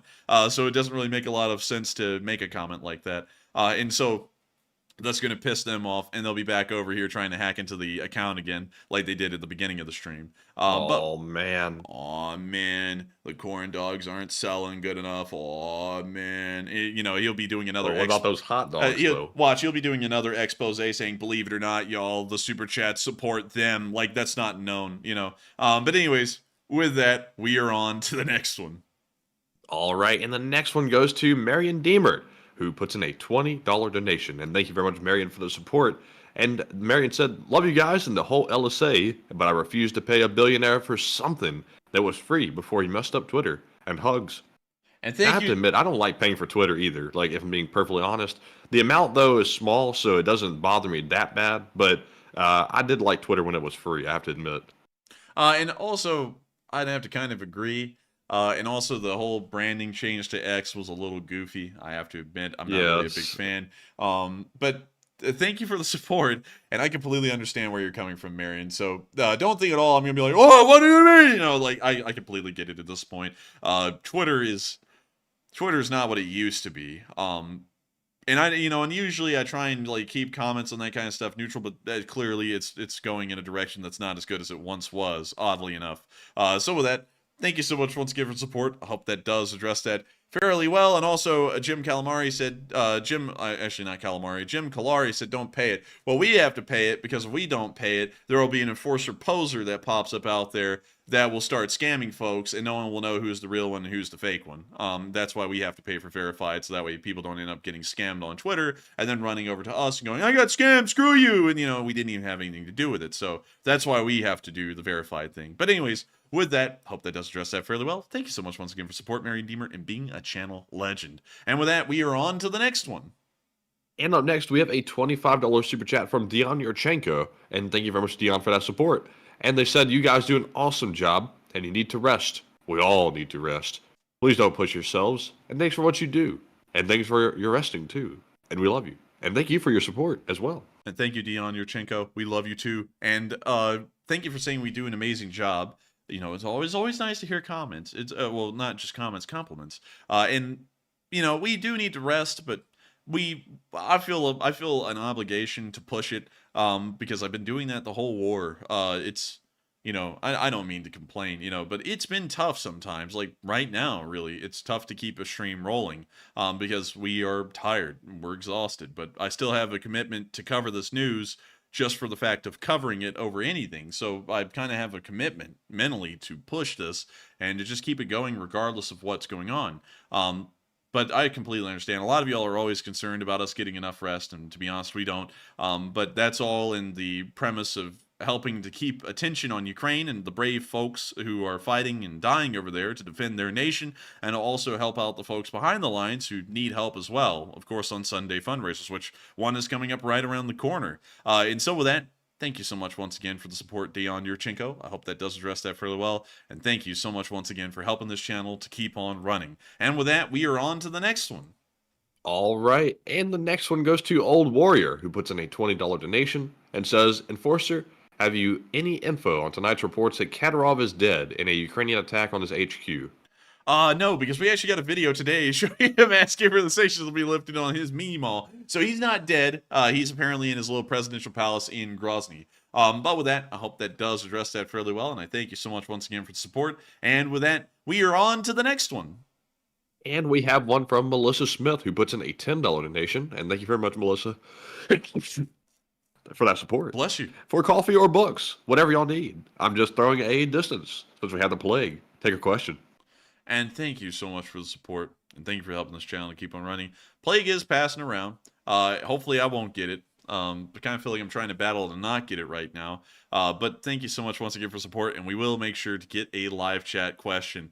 And so with that, what do we got?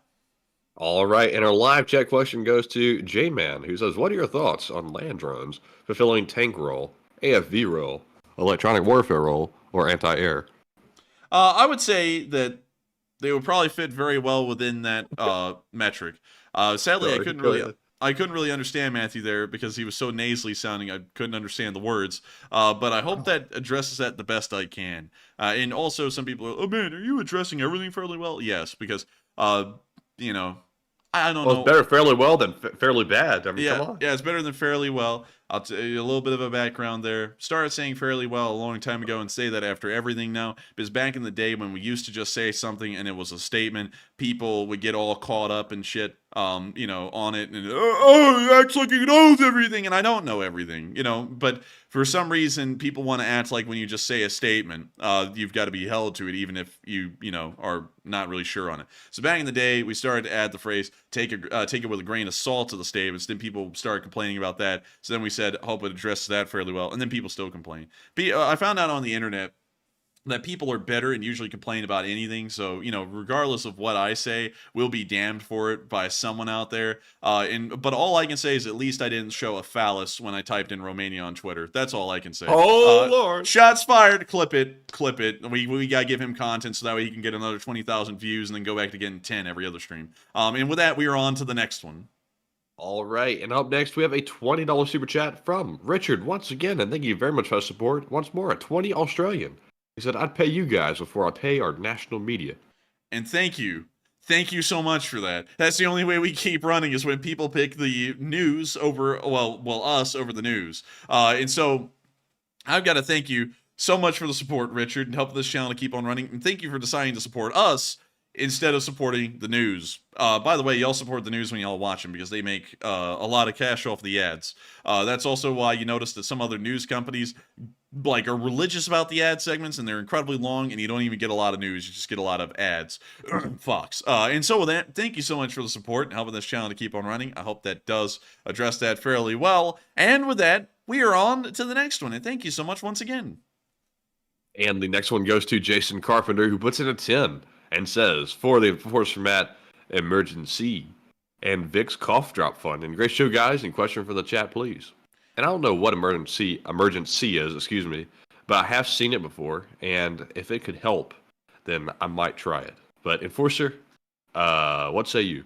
And I thank you so much for the support to the Matthew Emergency Fund and also the Cough Drop Fund, because we certainly need that right now, no doubt about it. And so with that, thank you so much once again. I hope that does address that fairly well. And with that, we are on to the next one.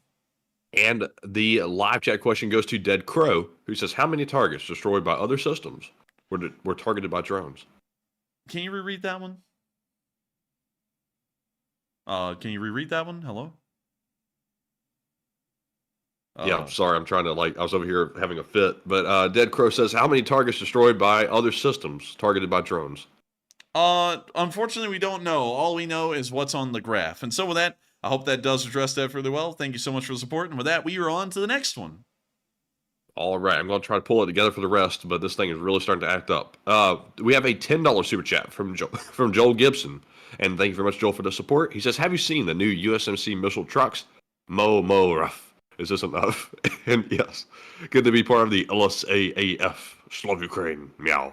And thank you so much for the support. I have seen the trucks. I haven't really looked into them in detail much, but I've seen the pictures of them, and they do look pretty neat. And so with that, thank you so much once again for support. I hope that does address that fairly well. And with that, we are on to the next one. And this one goes to Junebug72, who puts in a $10 donation and says, hi, please take a live chat. Thank you, and Slav Ukraine. And we will make sure to take a live chat. And thank you so much for helping us to keep this thing rolling. And Slav Ukraini. And so with that, let's get a live chat. All right, and the live chat question is going to go to Plexus Gaming, who says, I'm hearing reports that Wagner is back on the move. Is there any confirmation of that? Wagner is dead as far as we know. We haven't heard any news about them since Prigozhin has died, and it appears that the Russians are making a concerted effort to destroy them. So from what we understand, they are not doing anything or moving anywhere because they are ceasing to exist at the moment. And so with that, I hope that does address that live chat fairly well. And also, someone said, sorry for that comment about the fairly well thing. Didn't mean any offense. No offense taken, but I hope you understand that when people always come in here and they seem to complain about nearly everything, like the facts we give, the presentation we give, how we do this as a job, how we're supported, everything. And then we try and change it to make folks happy. And then it just seems like the complaints are never ending and they just keep on coming in.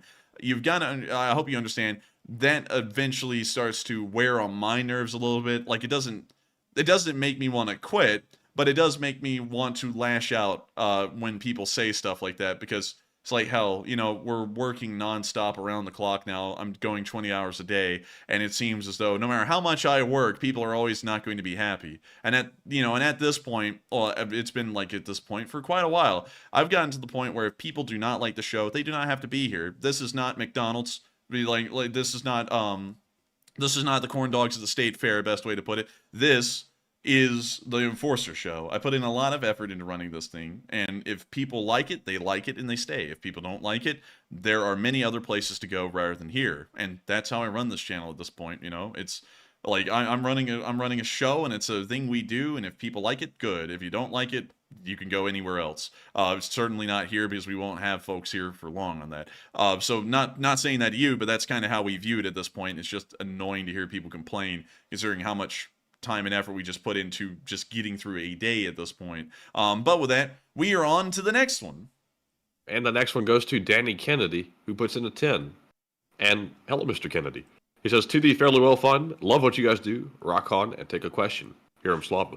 And thank you so much, Danny Kennedy, for loving what we do and also helping out the Fairly Well Fund, because we've always got to be addressing things fairly well. And so with that, thank you so much once again for the support. Slava Ukraini, Herom Slava. And let's make sure to get a live chat question. And that live chat goes to Anani Mouse, who says, what kind of military ordinances would it take to target the Crimean Bridge with effectiveness?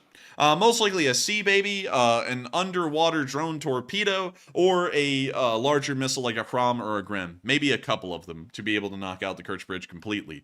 And so with that, I hope that does address that fairly well, Anonymous. And thank you so much once again for supporting this channel and sponsoring that live chat. And so with that, we are on to the next one.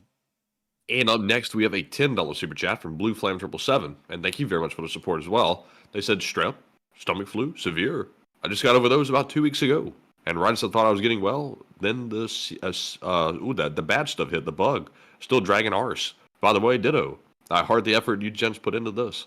And I feel for you. I feel like at this point, I hate to admit it, but I feel like I have a weak immune system. I don't know why.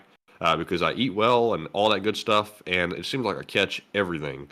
And it's unfortunate because it puts me down and out for a little while. Especially the month of July. That was like an entire wasted month for me because of that, notorious bug. that went around for a long time. But Enforcer, what say you? Matthew can tell you that somehow I ended up getting really lucky and hitting like the immune system lottery, because the last time I was actually sick was 3 years ago, and that was when I got the plague, back in like March of 2020. So it was a long time ago, the last time I ever got sick. Luckily, I don't get sick much, but I'll tell you all this: while I don't get really sick, every once in a while I will get like a mild sick feeling, kind of like right now. And it's always annoying to me because it just does enough to make things feel like they are very tough to do, but never really knocks me completely out. But with that, thank you so much for the support, Blue Flam 777.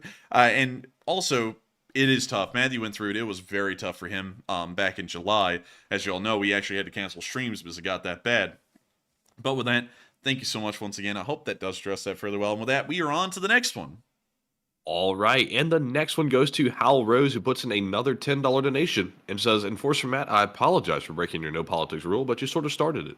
Please don't banish me, and please pick a question from the chat. And Hal, your question was actually not political. It was just a general question, and we just basically draw the line basically on partisan politics. But speaking in general terms, we typically can discuss it. So no problem at all, and thank you very much for the support. And Enforcer, what say you? And thank you so much for the support, Hal. And I didn't take it political at all. We have a no politics rule as far as getting into partisan politics. News is supposed to be politically neutral. People who think that it's not supposed to be politically neutral are the people that mainstream news feeds on. The kind of folks that get on Fox News and CNN and help them to keep on pumping out the garbage they pump out daily.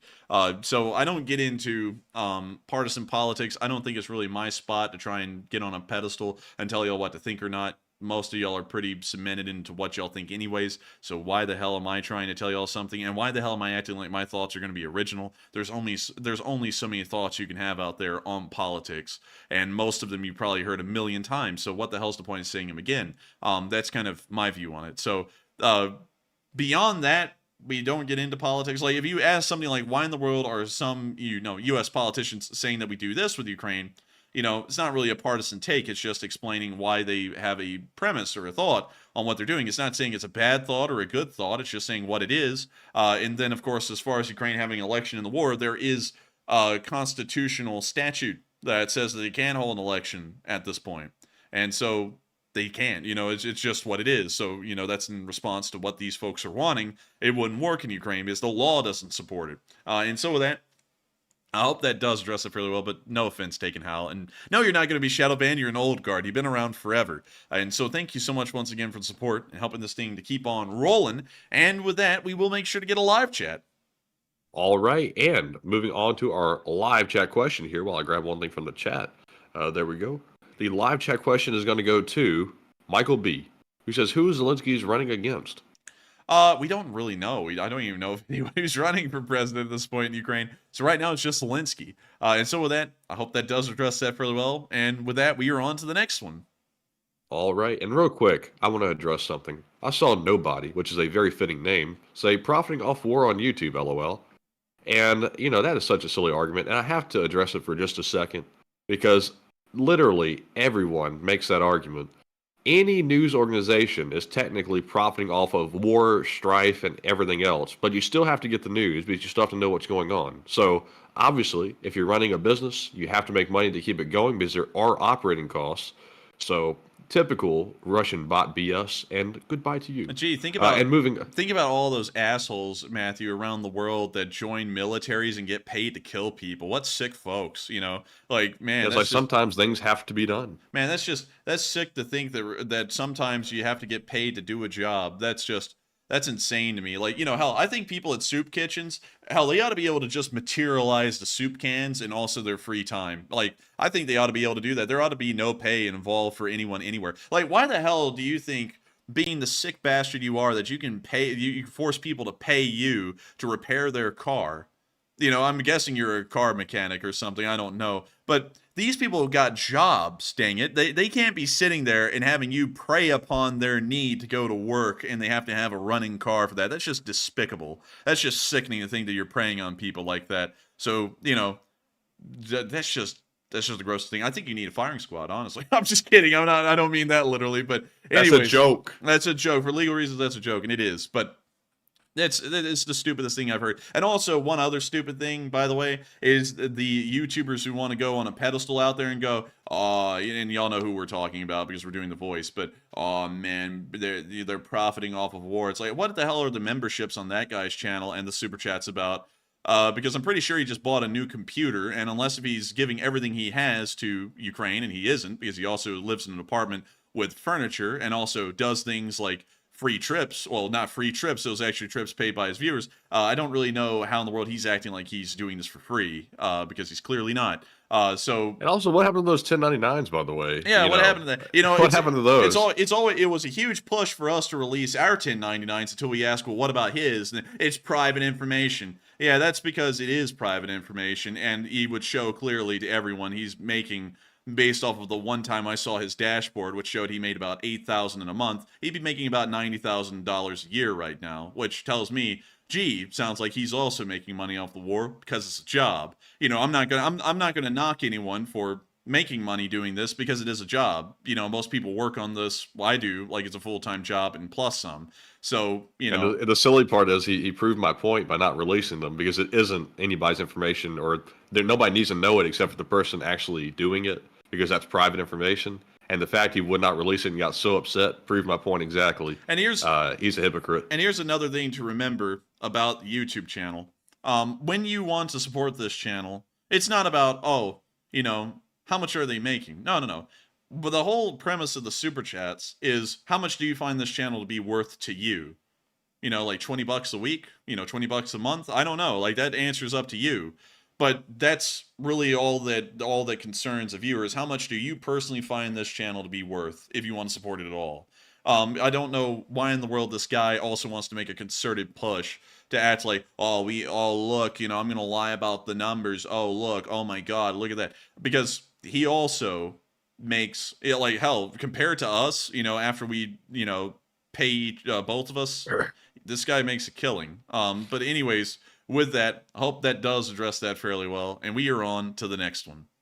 All right, and the next one goes to Trister1, who puts in a $10 donation, and he did say, Ricola for the boys. And man, I need some of that Ricola. Oh man, I need some more than the Ricola. Oh goodness. And oh man, I'm telling you. But thank you so much for the Ricola fund and helping this channel to keep on running. And with that, we are on to the next one. And the next one goes to Courage, the cowardly dog. That poor old dog is cowardly. And they put in a $20 donation and says, don't quit, please, and my apologies. And what are you apologizing about? Do you know? Oh, it was about something. It's no big deal. And we're not quitting Courage the Cowardly Dog. But I do thank you so much for the support and helping the channel to keep on running. And don't worry, there was no offense taken. It's just that we get so many comments like that I took it the wrong way. But still, thank you so much. And also, by the way, I didn't know the context of that. So when I said that dog sure is cowardly, that was not a bad comment about the person, by the way. Just to make that clear, that was just a joke about the actual character, like the actual dog in real life. Just to make that clear. Context. Yes, the context kind of changed the meaning of that joke a little bit. Didn't mean it that way.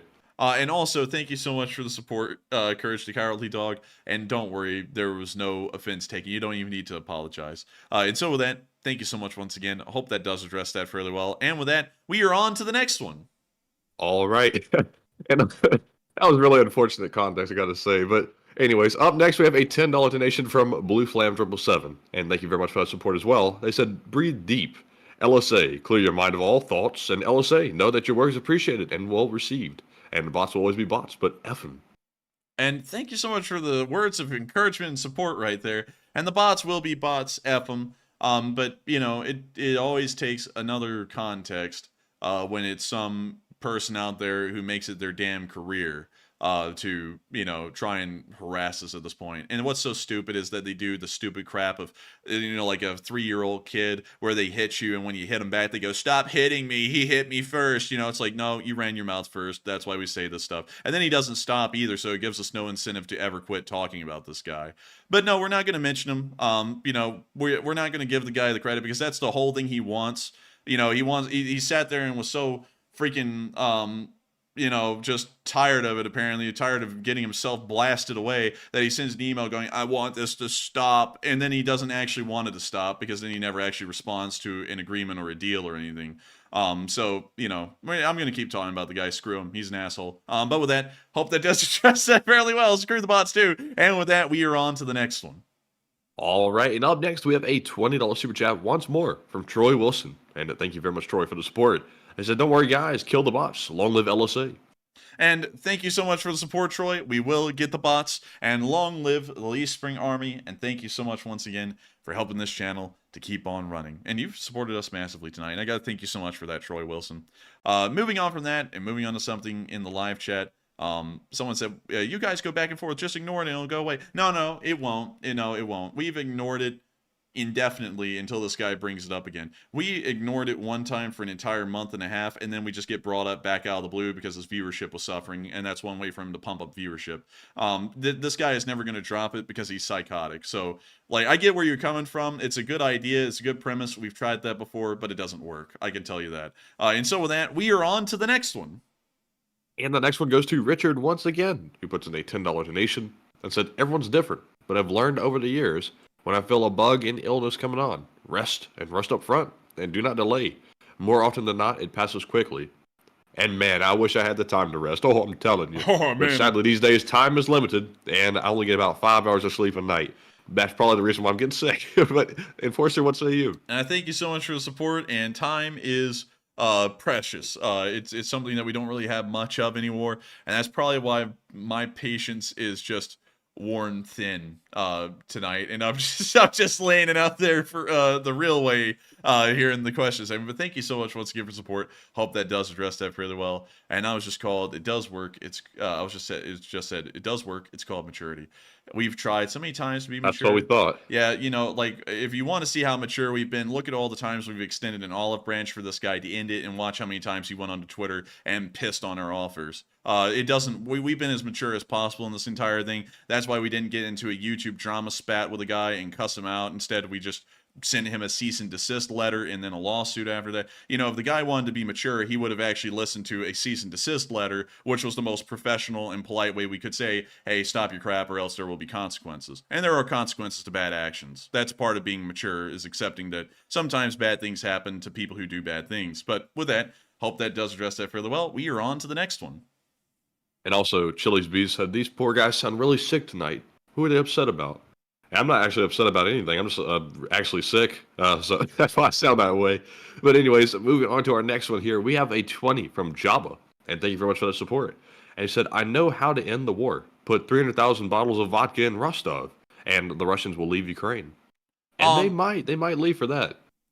Yeah, I think they might. If you put a lot of alcohol, I'm pretty sure they would. And so with that, thank you so much for the support, Jabba, and helping this channel to keep on running. And I think that's a pretty good idea that we'll have to put out there into the works. And so with that, thank you so much once again for support. I hope that does address that fairly well. And with that, we are on to the next one. And also, Sour Cream Chives, it was the last resort, and we had to take it. So with that, we're on to the next one. All right. And up next, we have a 2 from Chris Webb, and he says, Slava Ukraine, I think. And thank you very much, and Hiram Slava to you as well. And we have a 5 from Dark Warrior 137, who says, somebody get the running shoes because these Russians can't run away fast enough in cardboard boots. Oh, wait, they can't afford shoes because sanctions. And that's probably facts, too. And thank you so much for the support. And I would have to agree with you. The shoes are probably made out of absolute garbo, probably Chinese garbage. And so with that, thank you so much once again. I hope that does address that fairly well. And with that, we are on to the next one. All right, and up next we have a $5 super chat from Julie S., who says, love your dedication and content, and Slav Ukraine. And thank you so much for enjoying our dedication and content, and Slav Ukraine. And thank you so much once again. And with that, we are on to the next one. And we have a 5 from Ari Soini, who does not leave a comment, but thank you very much for that support as well. And we also have a 5 from CK Bold, who says, take a live chat question. And we will. And the live chat question goes to AJS, who says, have you heard that the news that the Russian air defense missile systems off of northern Japan have been moved east, raising the possibility that Moscow is repurposing these for Ukraine use? It's possible. I haven't heard about that exactly, but they most likely are doing that, and they're trying to strip everything they can in Russia to bring into the war effort. And so with that, thank you so much once again for support. I hope that does address that fairly well. And with that, we are on to the next one. And we have a 5 from Neil Vizanant, who says, call back to Russian Empire. Is Putin going to do inappropriate things with his horse? Yes, while I heard that thing happen to Matthew's throat where it went, oh. Man, I was like a cough, but not really. Oh my But goodness, I lost hearing in my left ear. I don't know what's up with that. oh man, but still, I'm falling apart. thank you for the support. I hope that does address that fairly well, and I hope y'all understand we're going to start speeding this up a little bit because we have to get up. We both have to get up at 5:30 in the morning, and right now, if we go to bed, we'll probably get 4 hours of sleep. And so with that, we are on to the next one. All right, and it sounds really good in my right ear. I can't hear it all in my left ear. But we have another one from Jabba, and I think I might have duplicated it, believe it or not. That's not shocking because tonight my brain is not really where it should be. But thank you very much once again for the support. And we have a 5 from Warren Zasquatch who says, bye, bot, and goodbye to that bot. That was a bad bot, and that bot got bye-bye. So moving on to our next one, we have a 5 from GK, and thank you very much for the support as well. They said, did you hear something about the GLSDB? And when will it come to AFU? Greetings from Frankfurt, Germany, LLC. And thank you so much for the support. And unfortunately, I didn't process that question there at the start. Could you reread that again real quick? It says, did you hear something about the GLSDB? When will it come to AFU? And greetings from Frankfurt. According to United 24, it is already there, but some other people are saying that it'll be arriving here in about a month or two. And so with that, thank you so much once again for the support. I hope that does address that fairly well. And with that, we are on to the next one. And the next one goes to SYI Tiger 907, who puts in a 5. It says, hi from Anchorage, and hopefully having a good night.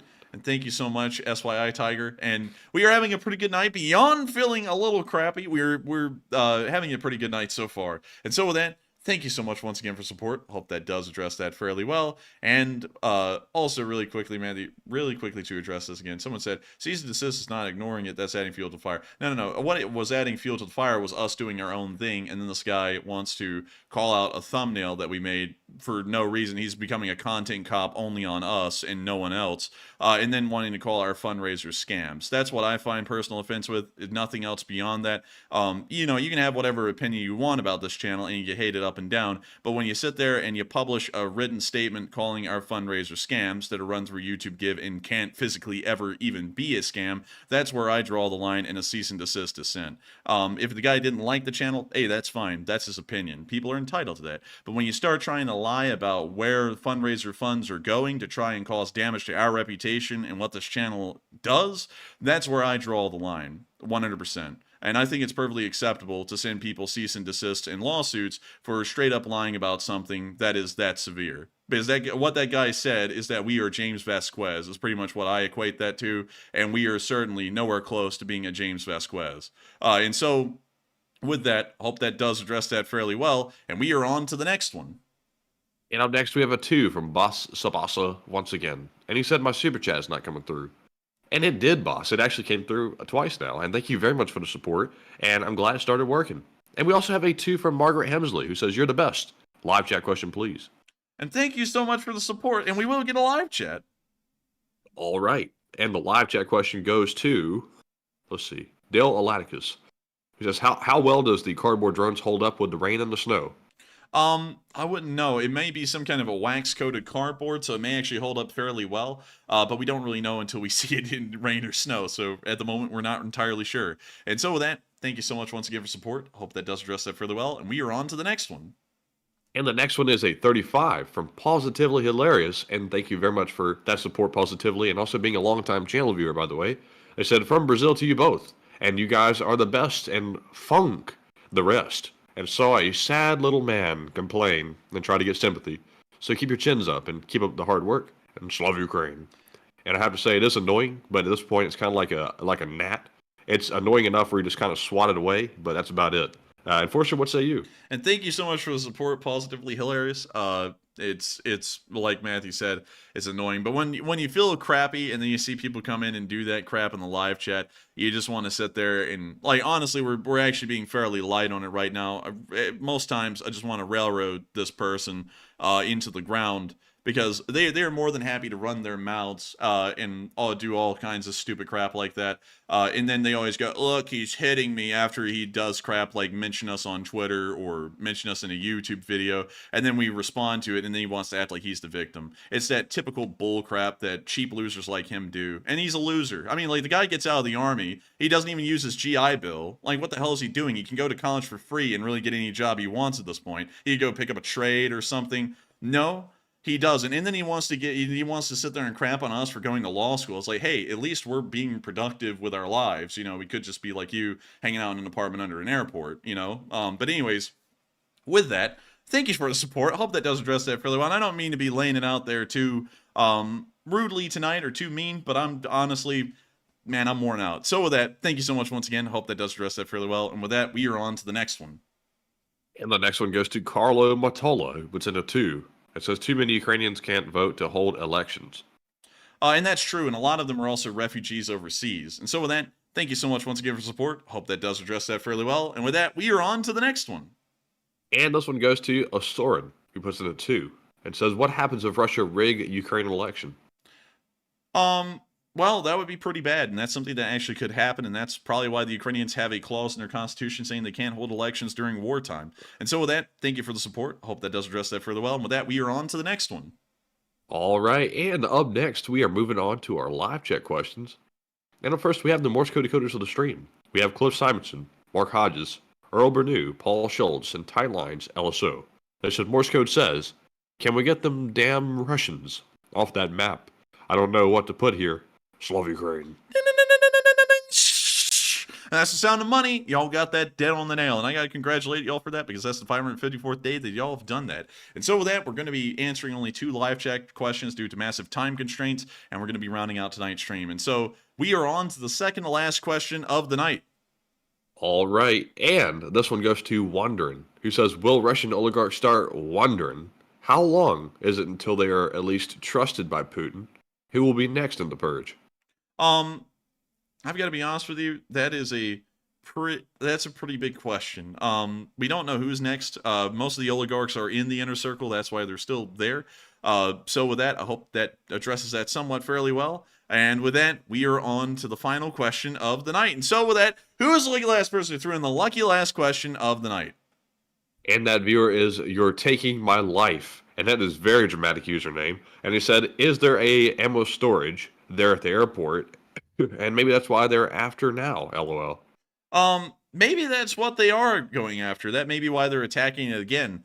So it's not entirely out of the question that there may be some kind of an ammo storage there. And so with that, I hope that does address that fairly well. And we have reached the end of tonight's stream. I thank every single one of y'all so much once again for watching. It's been an absolute pleasure keeping the stream running. And of course, it was great to know that nearly 7,000 of y'all, actually exactly 7,000 of y'all, were on tonight. It's been a complete honor. We thank y'all all so much once again for watching. If y'all did enjoy, make sure to like, comment, and subscribe. Our delivery was a little bit more demure and more quiet than normal, but hope everyone understands. We are a little sick right now. But with that, thank you so much once again for the support. I hope we were able to run a good show for y'all tonight. So good night, good luck, stay safe, take care, Slav Ukraini, and long live the Leaf Spring Army. The Leaf Spring Army never dies. And good night, folks. Thank you all for another great stream. And like Indy94C said, what air defense doing? Good night. Yes. The Leaf